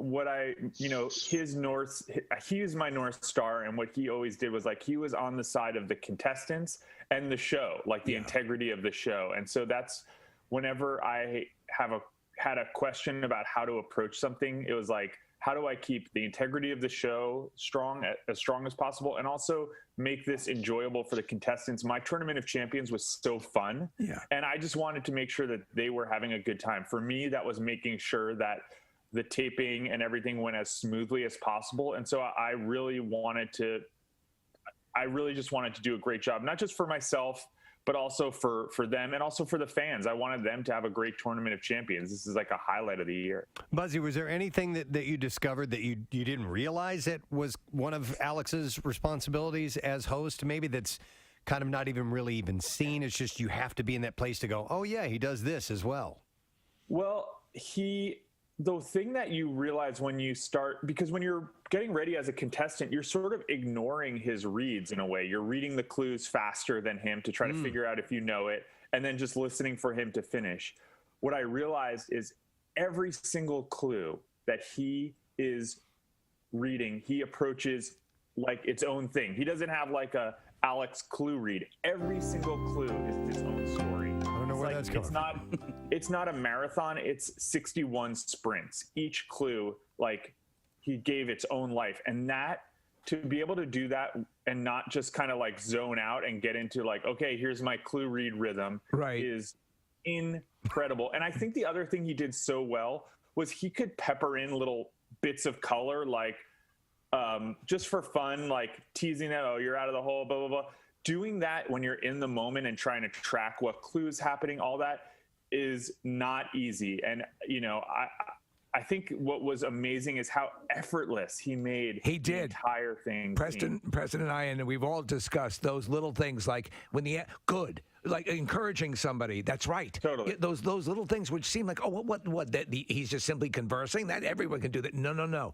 To sort of finesse it in there and keep momentum. Because think about it. Without that, you'd have these glacial pauses that that would really resonate. But that forward momentum, and you're doing it well. You're doing a good job. Thank you. And so yeah, I mean, but that's why the show is the creme de la creme of game shows. I agree. And the other, like, little things like that I had to learn at the beginning, which was like saying yes, correct, right, good, not always just saying yes, yes. Which, by the way, when the first time I did it, I just, like, you know, when I did a practice game on my own, it was yes, because we don't think about changing it up, but as a viewer, it gets so boring when you hear. So little things like that he just, because he'd been doing it for almost 40 years, it was just so second nature. As a radio show host, that's one of the things that I do. So I'm glad other people are finally picking up on that. So Buzzy, this is Nick. I'm a huge fan, and thanks for responding to me over Instagram and agreeing to come over the show. It was really cool, and I've been watching, like Steve and everybody here, every bit of the tournament this over the last couple of weeks. I wanted to ask you about polarizing contestants, because Ryan was on last night, and there was a lot of response to him that was negative. And he made it to the Tournament of Champions. He's a really good contestant. He's really smart. But he was kind of off-putting, and so I saw on social media, and I contributed to it. That there was some pushback against the guy. But you, as a host, obviously you have to remain neutral. Is it hard for you to incorporate that into your job while you're actively hosting it? I mean, Ryan was, if you hadn't seen it last, he basically was a bad sport. He was kind of, I'm gonna he read as a bad sport. Yeah. I'm going to come to Ryan's defense here. I've been through this, and I know people who have, like, everyone has a different approach to this. And I think Ryan, he was a great competitor. First of all, he's a great player. Yeah. If you look at, if you take out those daily doubles, he outplayed Veronica last night, right? If just straight clue play. And I think that it's hard to be on. How many of us have to be on camera for like a devastating moment like that? You know what I mean? Yeah. We're not, like, I think, if to compare Jeopardy contestants to professional athletes is not quite fair, because if you're a professional athlete, you've been through like the high school and college, and you've been through this, like, this is the second time he's lost a game of Jeopardy ever. Okay. He played his heart out, and it just wasn't enough. It's hard to have 4 cameras on you in that moment. And he and the other contestants have a great camaraderie. I don't think it had anything to do with Veronica. I think it's hard to be processing that on camera. I think that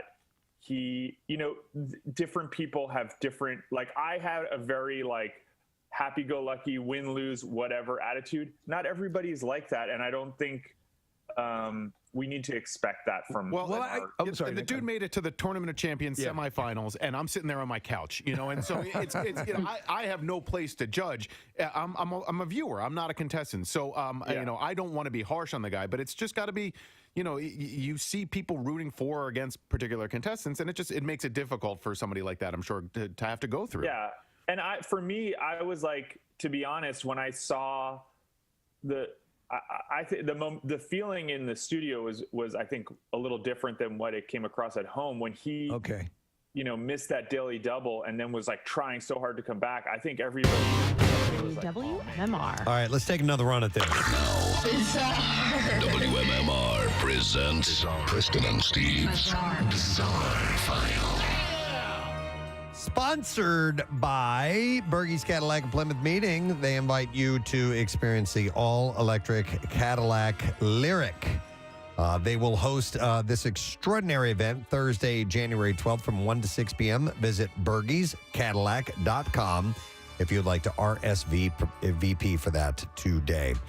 Police say a man was stabbed for touching someone's hair without permission.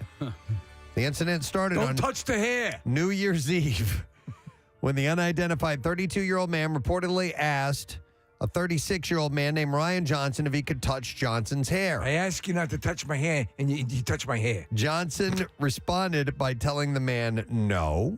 However, police say the man told him that he touched Johnson's hair anyway.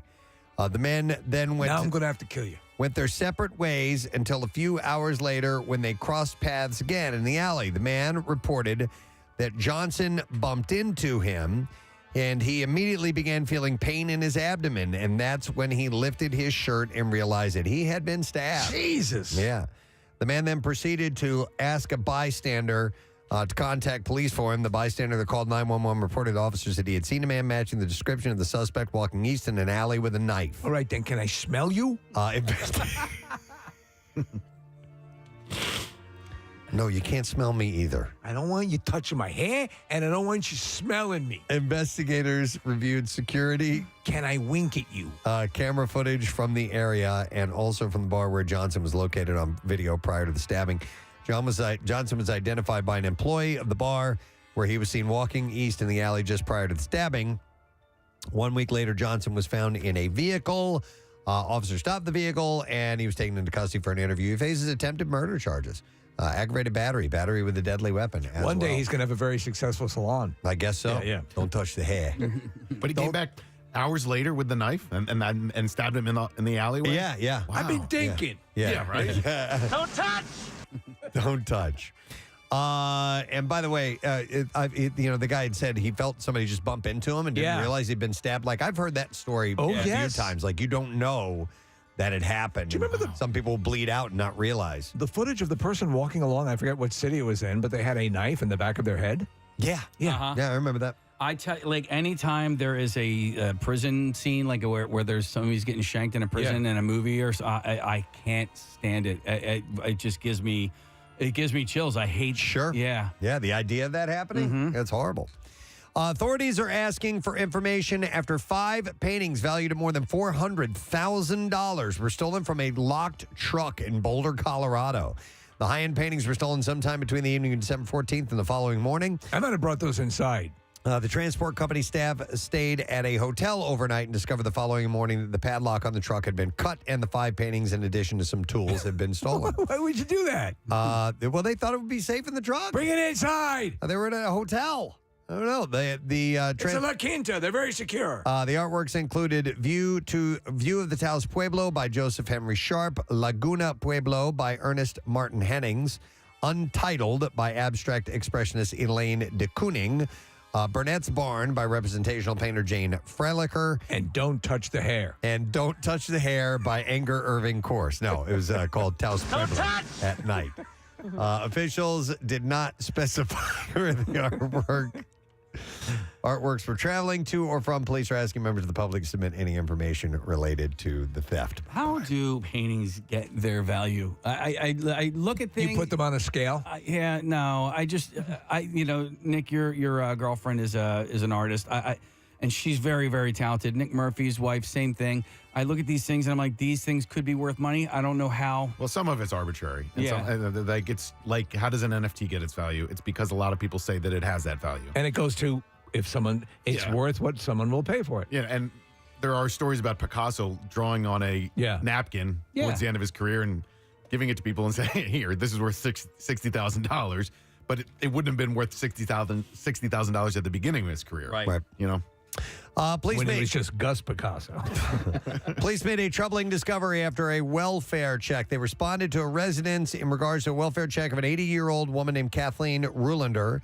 The woman's granddaughter contacted police saying Robert Rulander, the elderly woman's son, wouldn't let her see her grandmother. Uh-oh. When another relative attempted to reach out to Ruth Rulander, Rulander told her that the elderly woman was taking a nap. Mm-hmm. Officers said multiple welfare checks were attempted that day. However, he wouldn't let the officers inside the residence, closed the front door behind him when he spoke to law enforcement. A neighbor told police that he believed that the woman was dead inside the home since he hadn't heard the beep beep sounds from the woman's breathing apparatus in a week or two. Yeah, beep. The man also noted that the front door of the home was usually left open and it had been shut for quite some time. Though the concern of the family members and and neighbors, what? They misspelled neighbors. Were able to enter the home through an outstanding active warrant. Rulon was arrested and taken to the police department. Inside the home, they found a gruesome discovery. Officers entered the home and noticed a foul smell. When officers entered a bedroom, Kathleen Rulander was found dead in her bed, lying in her own urine and feces. Ugh. She touched my hair. Don't touch! What do you want? She touched my hair. Touching my hair. You don't let that go.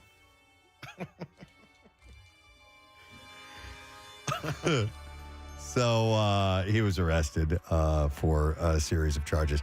And then one last story. A person tells police they were blackmailed by a TikTok scammer using their loved one's ashes.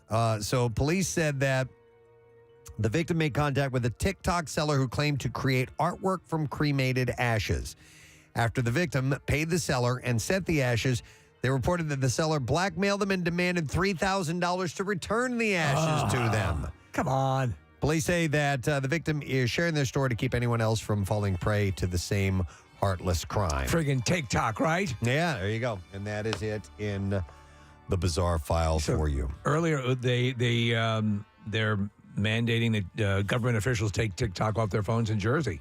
Yes. Yeah. I have that. I was going to put that in the city beat, but all right. we'll, That's all right. We'll visit that tomorrow. But yeah. So that and a whole bunch of other states too, because of people eating Tide Pods. So many Tide Pods. You're at lunch. You're in the break room. What's that you're eating? Tide Pods. They're colorful and tasty. All right, let's take a break, and when we return, we'll ask a lesson question, and we'll do the trash and music news, too, so stay put. And don't forget Tattoo Day as well, so stay there. We'll be right back. Preston and Steve on 93.3 WMMR. That red is passion. I got it. I'm like, damn it, I'm off my game. Or like, I just happened to a couple of days ago we were at a golf charity and I'm seeing people respond who are hitting bad shots. Like you see that same frustration. I got that. Yeah. At the end, you would like to think though. And again, you're right. It's a unique circumstance. Everything's on the line, and I get it because I think he's normally a likable guy. It just seemed like there was. It was her moment. You lost, and he's. I think that's what a lot of people read and saw. I was like, wow, man, you not even an acknowledgement or something, and that's what it is. And also you have to remember there's editing, like those after. True. That after game chat is much longer than what you get on TV. So I think everyone's got to give game show contestants a lot more. I mean, people thought I was an arrogant asshole when I was on the show. Am I allowed to say that? No. We'll let it go. Arrogant ass. Yeah, but but you were. But I was just having fun. You know what I mean? Yeah. So I think that it's very easy for us to like project a lot of stuff. The other thing to remember too is like this is very different. The experience of taping because of COVID, the studio is very empty. It's just like other players and a couple of producers in the audience. So I think you're less self-conscious, right, about how you are presenting yourself when you're up there. Buzzy, I wanted to ask from a contestant's perspective, and one who especially gets on a roll like you and wins multiple nights. Because you don't know what the categories are going to be. How do you bone up? How do you prepare for that? Do you dive into? Do you research the things that you're weakest at, or do you take the history of categories and what likely might be on there? Like, I don't know, Shakespeare is my Achilles heel. It's terrible. So if I were to head into the show, would it be a good idea to bone up on my Shakespeare? Yes, it would. Shakespeare, rivers, capitals, classical music. But the thing to remember is I actually wrote an audiobook called Get Ready, available on Audible. Sorry for the plug. No, absolutely. That is about kind of how I got ready for the show. And what you realize is that Jeopardy has certain subjects it likes to cover, and it is a piece of mass market entertainment. So they're not going to pick something completely obscure, right? So there's sort of a depth of information that they're going to go for. And so for me on that stuff, I really looked at not just what the show has asked before, but the types of things that they've asked before. So for instance, like if there's Pulitzer Prize winners, you don't have to know every book ever published, but there's notable books to know, Yes, right? no, that's absolutely true. And with Shakespeare, you don't need to know every single plot point, but it would be good to be able to connect either a place or the main characters to the show, because every Shakespeare clue is going to have a character's name in it. So if you know that Cordelia is King Lear, that's all you need to know. You know what I mean? You don't need to know you don't need to read King Lear. And so there's all these different pieces of information. In the Jeopardy world, they call them Pavlovs, right? So like if the year is 1927, we're talking about Lindbergh or the Yankees. You know, it's like no, but that's a skill set. Right. To know a little about a lot. Is what, and it sort of works in radio as well. Like I say, I can go about a minute and a half into any conversation and then tap out. But you guys are on another level. Preston, tell what you guys do on the final Jeopardy question. Oh yeah, okay. So and you might get a kick out of this, Nick and Buzzy. This Casey is a and thing I- that they all do. Nick and Casey and I, when the category comes up, and there's a commercial break right after that, we will text each other what we think the answer is, what we think the clue is, without even hearing the answer. So just on subject alone, if it will be, American authors. Right. Well, Nick got it the last time. The last correct answer before the question was, what was the category, Nick, and what was... Man, I'm blanking on it. Okay, I said Roald Dahl, and you said it was like children's literature or something like that. Yes. Okay. And so this is a game we play, and every now and then, well, you guys can join in. There's a Twitter account that's just for that, Jeopardy Blind Guesser. That's great. But that speaks to what you were saying, though, to know what the go-tos. We watch the show enough. Exactly. Like if there, John Updike comes up a lot. Do people read a lot of John Updike? I don't know, but John Updike comes up a lot. You know, so it's exactly that, and. They're not going to ask about some author that nobody's heard of, because watching at home, you're completely lost. Yep. Even if you don't know it, even if you don't know that Eugene O'Neill wrote Moon for the Misbegotten, you hear Eugene O'Neill and you're like, I should have known that. Wait, Buzzy, I have one for you, Buzzy. Chinese-born American architect. That would be I.M. Pei. Every time. If that ever shows up. Yeah.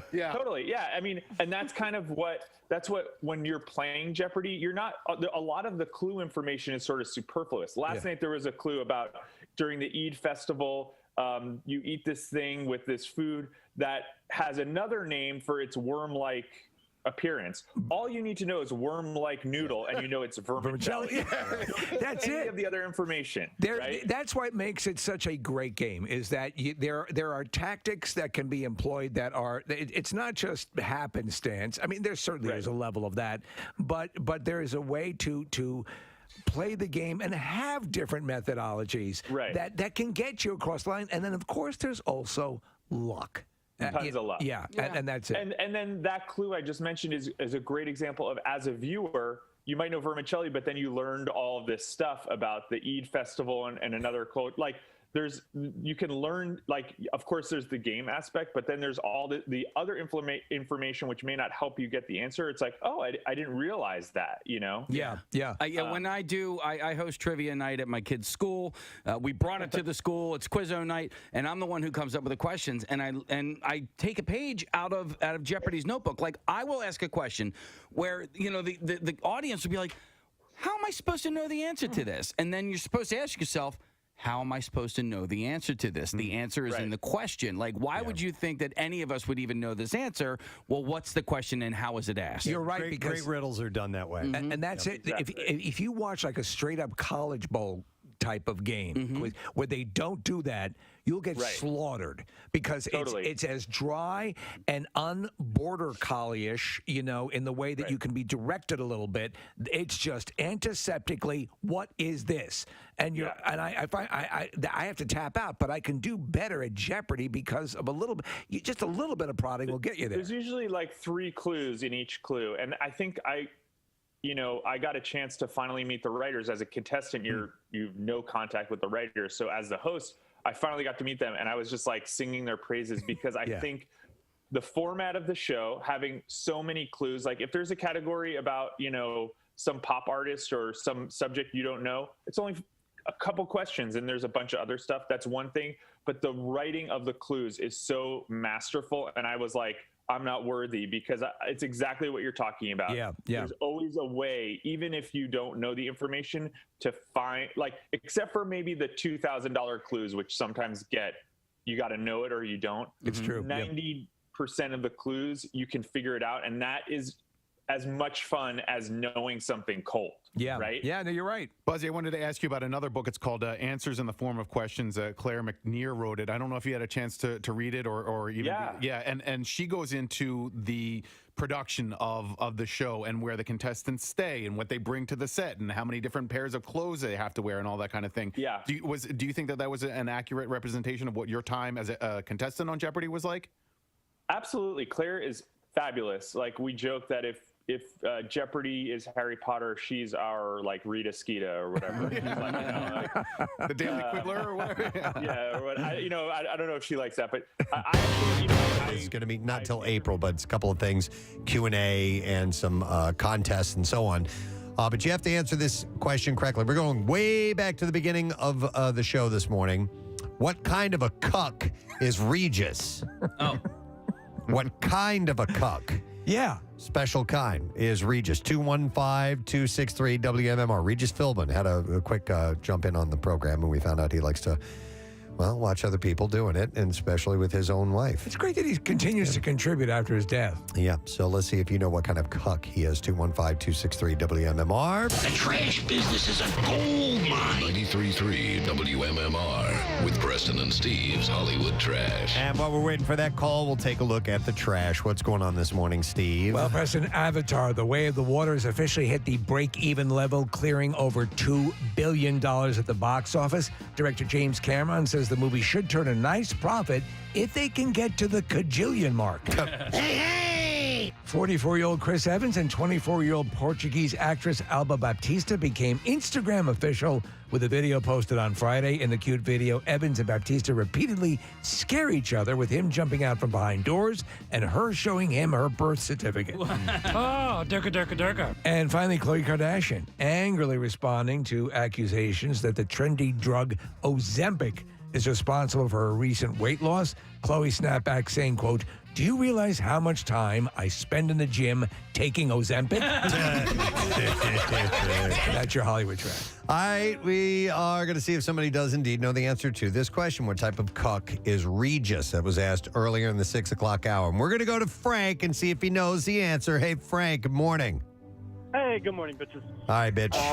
Do me a favor. What is he? What kind of a cuck is he? He is a humiliation cuck. Humiliation cuck is correct. Hang on, Frank.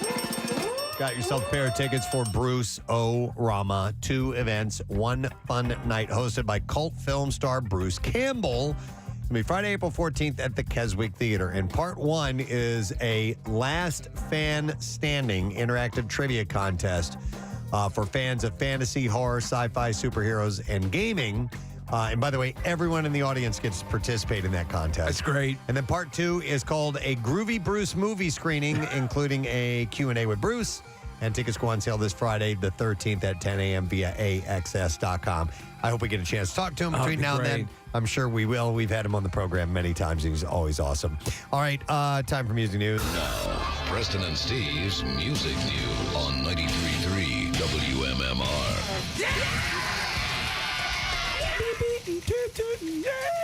All right, we're going to start with some music news that involves Lady Gaga, who you don't hear about much in our music news segment. But apparently, Lady Gaga and Sully Erna of Godsmack were once an item. And I'd never heard that before. Go figure. Godsmack drummer Shannon Larkin had said that, yeah, it's true.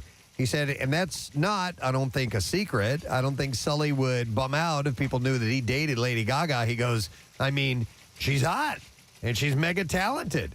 And according to Larkin, it was a brief thing.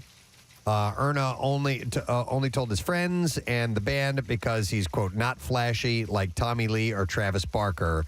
And he's an East Coast guy. Lady Gaga is the real deal. She's plays multiple instruments. I think she had perfect pitch, I think, as well.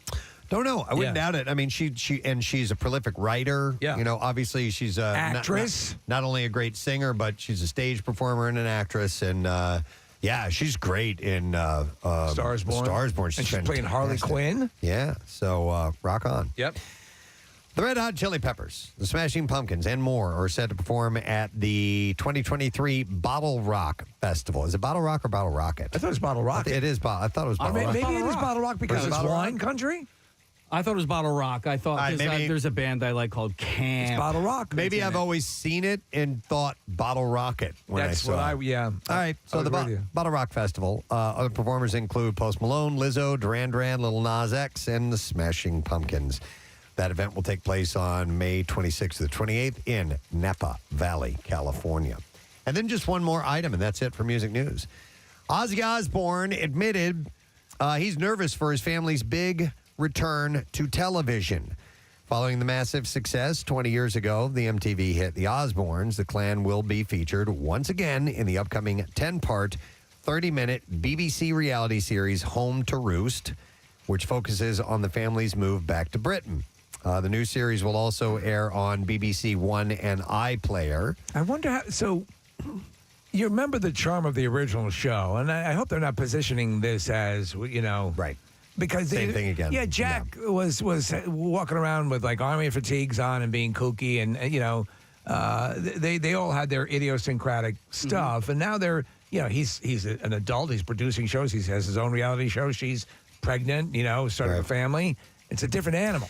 The money shot of that show, I thought, was watching the Prince of Darkness putter around the house and switch out the the garbage bags and complain about the dog peeing on the carpet and stuff like that. What single scene defined that series for me was he's not even in the foreground. I know what you're talking about. Go ahead. He sits on the chair and falls over. Yes! So great. And you just see his legs go up in the air.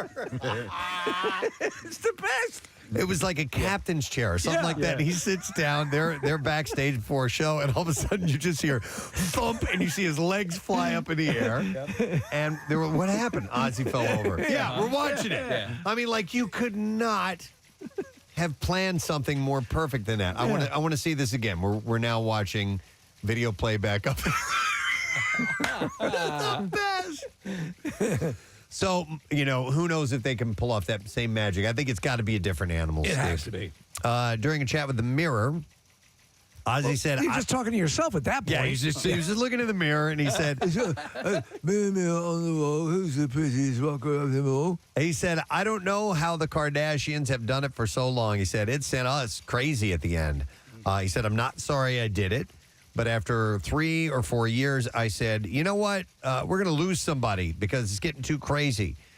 There's rock and roll fame, which is pretty intense, but the Osbourne level was just unbelievable. He said the kids paid for it. They all ended up doing drugs. Jack got clean and sober on that show. Kelly messed up on that show. I was messed up. Sharon got cancer. And he went on to say, I always wanted to know what it would have been like when Beatlemania was around. He said, but I had that with the Osbournes, let me tell you. He said, I remember going into McDonald's for a pee, and when I came out of the bathroom, the whole restaurant was outside screaming at me. So he felt more hysteria and fame and direct reaction to people around him with the Osbournes than he ever did with Black Sabbath or his Ozzy because you Osbourne had solo artists. People who were not at all remotely familiar with the music. Agreed. Just found that great. So, it's interesting. In all this time, through all these iterations, he has another daughter. Yes. That has never been, for her own, she doesn't want to be a part of it. Yes, she has successfully stayed out of the spotlight. And I'm curious if that will be the case with this, or maybe we see her. Possibly, I'm not really sure. All right, and there you go. That's what I have in music news for you. All right, we'll take a break. We'll come back in a second. We'll wrap it up, and we'll get the letter of the day for the Word of the Week prize and give away our Tattoos Day certificate as well. So stay put because we won't be gone long. Preston and Steve on 93.3 WMMR. I think she did a great job of sort of giving everyone a taste of the experience, and not everyone's experience is the same. Some people have, not a great experience when they come to taping because of whatever reason. But I think she did an amazing job. That's cool. I love that book. I knew about the filming schedule and 5 a day, but what I didn't consider is, say, when you had your 9-game run, you were doing all those. You had to have knocked out 5 in one day as a contestant as well, correct? Yeah, that's right. Yeah, Wow. so my first game was a Monday game. So I did 2 consecutive tape days, and I lost in the 10th game. I lost on the last game of the second day. And I think that's part of what, once you're a contestant, when you see someone go on a long streak, the endurance of, just shot nerves coming in to do it again. I mean, it's not, you usually only tape 2 or 3 days a week. So it's not like you're doing 5 days of 5 shows a day. Right. But it's still just such an impressive feat of endurance. And getting ready to host, I knew I needed to have endurance and bring the same energy to a Thursday or Friday game that I bring to a Monday game. Yeah. So for that month where I knew I was going to be guest hosting, I was doing a ton of training. I would do strength training in the morning. Yeah. And then I would do like cardio 2 times throughout the day just to make sure I could still summon the energy. To have the pheromones released. Yeah. I can absolutely see that. To be sharp. I wanted to ask you, just in your personal life, we know you were in the music industry, or may actively still be, went to school for communications, and so music. I studied music. Music. Okay. So what do you do? We had a little bit of a hint here and there. Yeah. But specifically, what are you mostly involved with, Buzzy? I do music for commercials, actually. Okay. Yeah, so I do. I find music for commercials, or I, hire composers to write music for commercials. Do you yourself play or write, or? Yeah, I do. I mean, I don't really do anything for professionally, but for fun, I play and write a lot. Yeah. So for specific campaigns, you'll choose the music. Absolutely. So I'm sure everybody is gonna give me a hard time for this, but like the Airbnb campaign that everyone thought was the In Memoriam films. Right. I did all those. So I did all the music for those. Very nice. Very nice. I do. Yeah. I mean, that can be very lucrative. Now, obviously, you get a quicker hit from a win on Jeopardy. And correct me if I'm wrong, I don't know if this is true. We have big discussions about nicknames on the show and how one earns a nickname. Were you appointed your nickname while still in utero? Yeah, you were. Yes. How did that happen? Well, I'm 36, and I think when I was in my mom's stomach, we didn't have sexing of babies right yet. It wasn't quite as advanced as it is now. Right. And so they didn't know if I was a boy or a girl. And I have an older sister, and she needed something to call the bump, right? Because it was like, oh, there's a baby in there. And my dad had gone to high school with a guy named Buzzy, and he thought it was a cool name. To be honest, I think the original nickname was Bozo. And my mom was like, we're not calling this baby Bozo. You dodged a bullet. We switched to Buzzy. They gave me my real name, Austin, after Steve Austin, the $6 Million Man. Cool. My sister's name is Lindsay, like Lindsay Wagner, the Bionic Woman. So no way. Big fans of Bionics sci-fi. That's funny. But the funny thing is, like, my great-grandmother, who was alive when I was born, my mom was like, all right, I'm going to let her decide, because my dad kept calling me Buzzy. And my mom's like, there's no way she's going to let this kid be called Buzzy. And my great-grandmother, spent some time with me, and she goes, Austin's much too big a name for such a little person. I'm going to call him Buzzy. And so that's how I've been Buzzy for my whole life. Sealed your fate. There you go. Nice. It works, though. Well, listen, you've done a great job. The hosting Thank you. continues through to Friday, and Tournament of Champions. And, of course, you can see that at 7 o'clock on ABC here locally in Philadelphia. Buzzy, great talking with you, man. Thanks so much for coming on this morning. We appreciate it. Go Birds. Trust the process. There you go. Love it. He knows it all. Take care, brother. We'll see you later. Oh, my God, that's great. Terrific. He's actually from Jersey. I did not know that. Yeah. Wow. Okay. Well, if I had the confidence, that's the show I'd love to be on. I just don't have the confidence to be on something that wide ranging. Every now and then I'll get, man, I can run like 2 categories and be like, feel like, I'm the champ. After splitting from Kristen Cavallari after 10 years together, sources tell ET that Jay Cutler is on the celeb dating app called Raya. This just in, Jay Cutler's on the dating app Soraya. Psoriasis. Raya. No. Psoriasis? It's for people looking for other people with skin conditions. That's cool. Let's meet for some drinks and chafe together. Let's flake together. Yeah. And then I am on a site for people with vitiligo. Oh, let's flake together. No, I think it's like one that you have to be accepted into. Raya. Is it one of these where you need like some you sort have of to be somebody? Yeah, like She's notoriety. right. Yes, in fact, it is the celebrity notoriety. Raya. I don't know. I don't even know if that's how you pronounce it. Maybe it's Raya. Raya. But Who really cares? His profile on Raya says, let's see here. He's here just for friends. Yeah, right. Yeah, whatever, man. Friends will touch your genitals. You can diddle. Yeah. Who gets to decide whether or not you're a celebrity worthy enough to be on this website? I think they have actually a vetting committee. Yeah. Really? Yeah, I believe that's the way it goes. And they will determine. Think of it as there's like a Steve Rubel standing in front of Studio 54, Right. And they decide whether you're appropriate for this website. So, well, listen, in honor of, was it International Geek Day? Or? It's just Geek Pride Day. Geek Pride Day. Yeah. I'd been working on an impression. You guys want to hear it? So, Steve, you do your Batman impression, but you have that... processor. You have the processor. Okay. I don't have a processor. Are we supposed to guess what this impression No, it's Batman. It's Batman. Okay, go ahead. Batman. You ready? Okay, yeah. Please keep that kryptonite away from me. Is that a line he says in the movie? No, please keep that kryptonite away from me. You sound like Cookie Monster. Yeah. Oh. It sounds like it hurts when you do that. No. Please keep that cookies away from me. Is it because it's a Superman impression? Thank you so much. I appreciate that. I've been working on it. It's really good. It's really good. I got it. So it's a Superman impression. I was confused why the whole kryptonite It's a thing, terrible but- joke that I heard with Chuck over the weekend. You say this is Batman, but you obviously say Superman line, and then somebody says, that's Superman. And then you go, thank you so much. I appreciate that. Like, that's Superman. I told Chuck, I said, dude, I'm going to hang myself out to dry next week. Yeah. What you did, man? You took the bullet. Are we on air? Yeah, we are. I think we're still on air. In fact, Bill's coming down the hallway with an award for Casey. That was great. That was amazing. That's an immediate A+. That's like my joke. Good morning, Cincinnati. He knows funny. Yeah. Wow. Please keep that kryptonite.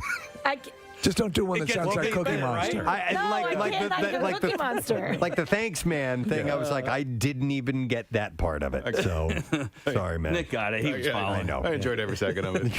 And Bill has that award in his hands. Yep. By the way, somebody said we should make Bad Dad Joke Cookie Monster a character. So you have to do all the dad jokes. What was the last one I just did off air? The song is called Spillways on MMR. Our buddy Tobias Forge, who we've had on the program a few times. It is 10:21 on this Tuesday morning with the Preston and Steve radio program. A good day today, which is great because Tuesday's a tough day to pull off a good day for anybody doing anything. It's just kind of like forever until the weekend. And I know it constantly gets dumped on Wednesday as the difficult day. I find Wednesday is a lot more manageable. I think Tuesday is the more formidable. Yeah, all right. Well, we're working our way through it. And we continue. Just get rid of it. I would like to thank our guests on the show. We had a nice chat with Steve Gutenberg today. Steve was a very nice guy. And his next project is called How to Murder Your Husband. He plays the husband that gets murdered. And it's going to be on Saturday, the 14th on Lifetime. 8 p.m. is when that show is. And then also, we had Andrew Collin on, comedian. Never had a chance to chat with him before, but he has been through Philly on a couple of occasions and loves it here. He's really tight with our good friend Nikki Glazer. Yes. And so it was nice to talk to him this morning. Yeah, it was very cool. So he'll be at Helium Comedy Club tomorrow night. Thursday. I'm sorry. On Thursday, and 8 o'clock is when that is. So Flooding like a bastard out where he is. yeah. And let's see. I guess we should give away our Tuesday prize. Today is a day where we had people text in the word tattoo in order to win this prize that I'm going to give away right now, which is a $350 gift certificate for Floating World Tattoo and Piercing, and it goes to Anna Bellistri, who is from Coatesville. So Anna, you get yourself a Preston and Steve Show themed tattoo from Floating World Tattoo and Piercing. You can find them at 1729 South Street in Philadelphia. And if you want to see their artwork samples, you just visit floatingworldtattoos.com, or you can find them on Instagram at Floating World Tattoos. So congratulations, and we will set you up with that. We need to do a letter of the day, and I'm guessing that's going to be you today, Casey. I can do it. Here we go. Preston and Steve on 93.3 WMMR. Now, the Daily Letter. The Preston and Steve Show is brought to you today by the letter H as in hoagie. All right, and we are going to give away, very, very simple, on Friday, $300 to our winner. So if you keep track of those letters, you just might walk away with some cash. That's a $300 value. On Friday. It's worth $300. Yeah, it's pretty wild. Yeah, so we'll get that to you, hopefully, on Friday. I'll also take this moment to thank our sponsors. Preston Steve Radio program today brought to you by Acme, fresh foods, local flavors, and by Duncan. The Preston and Steve Show runs on Duncan. Tomorrow is a Wednesday. Fox Good Day, secret text word. Yep, we do those things on Wednesdays. But we're also going to have Tommy Davidson in our studio tomorrow. Excellent. Actor, comedian? Yes. Living Color. Yeah. Ace Ventura 2. So he will be popping in, and we'll spend some time with him. And best of all, we'll get to hang out with you again. Yeah. So that's it. We're done. Rage on. Have a great day, and we will see you tomorrow, friend. Bye-bye.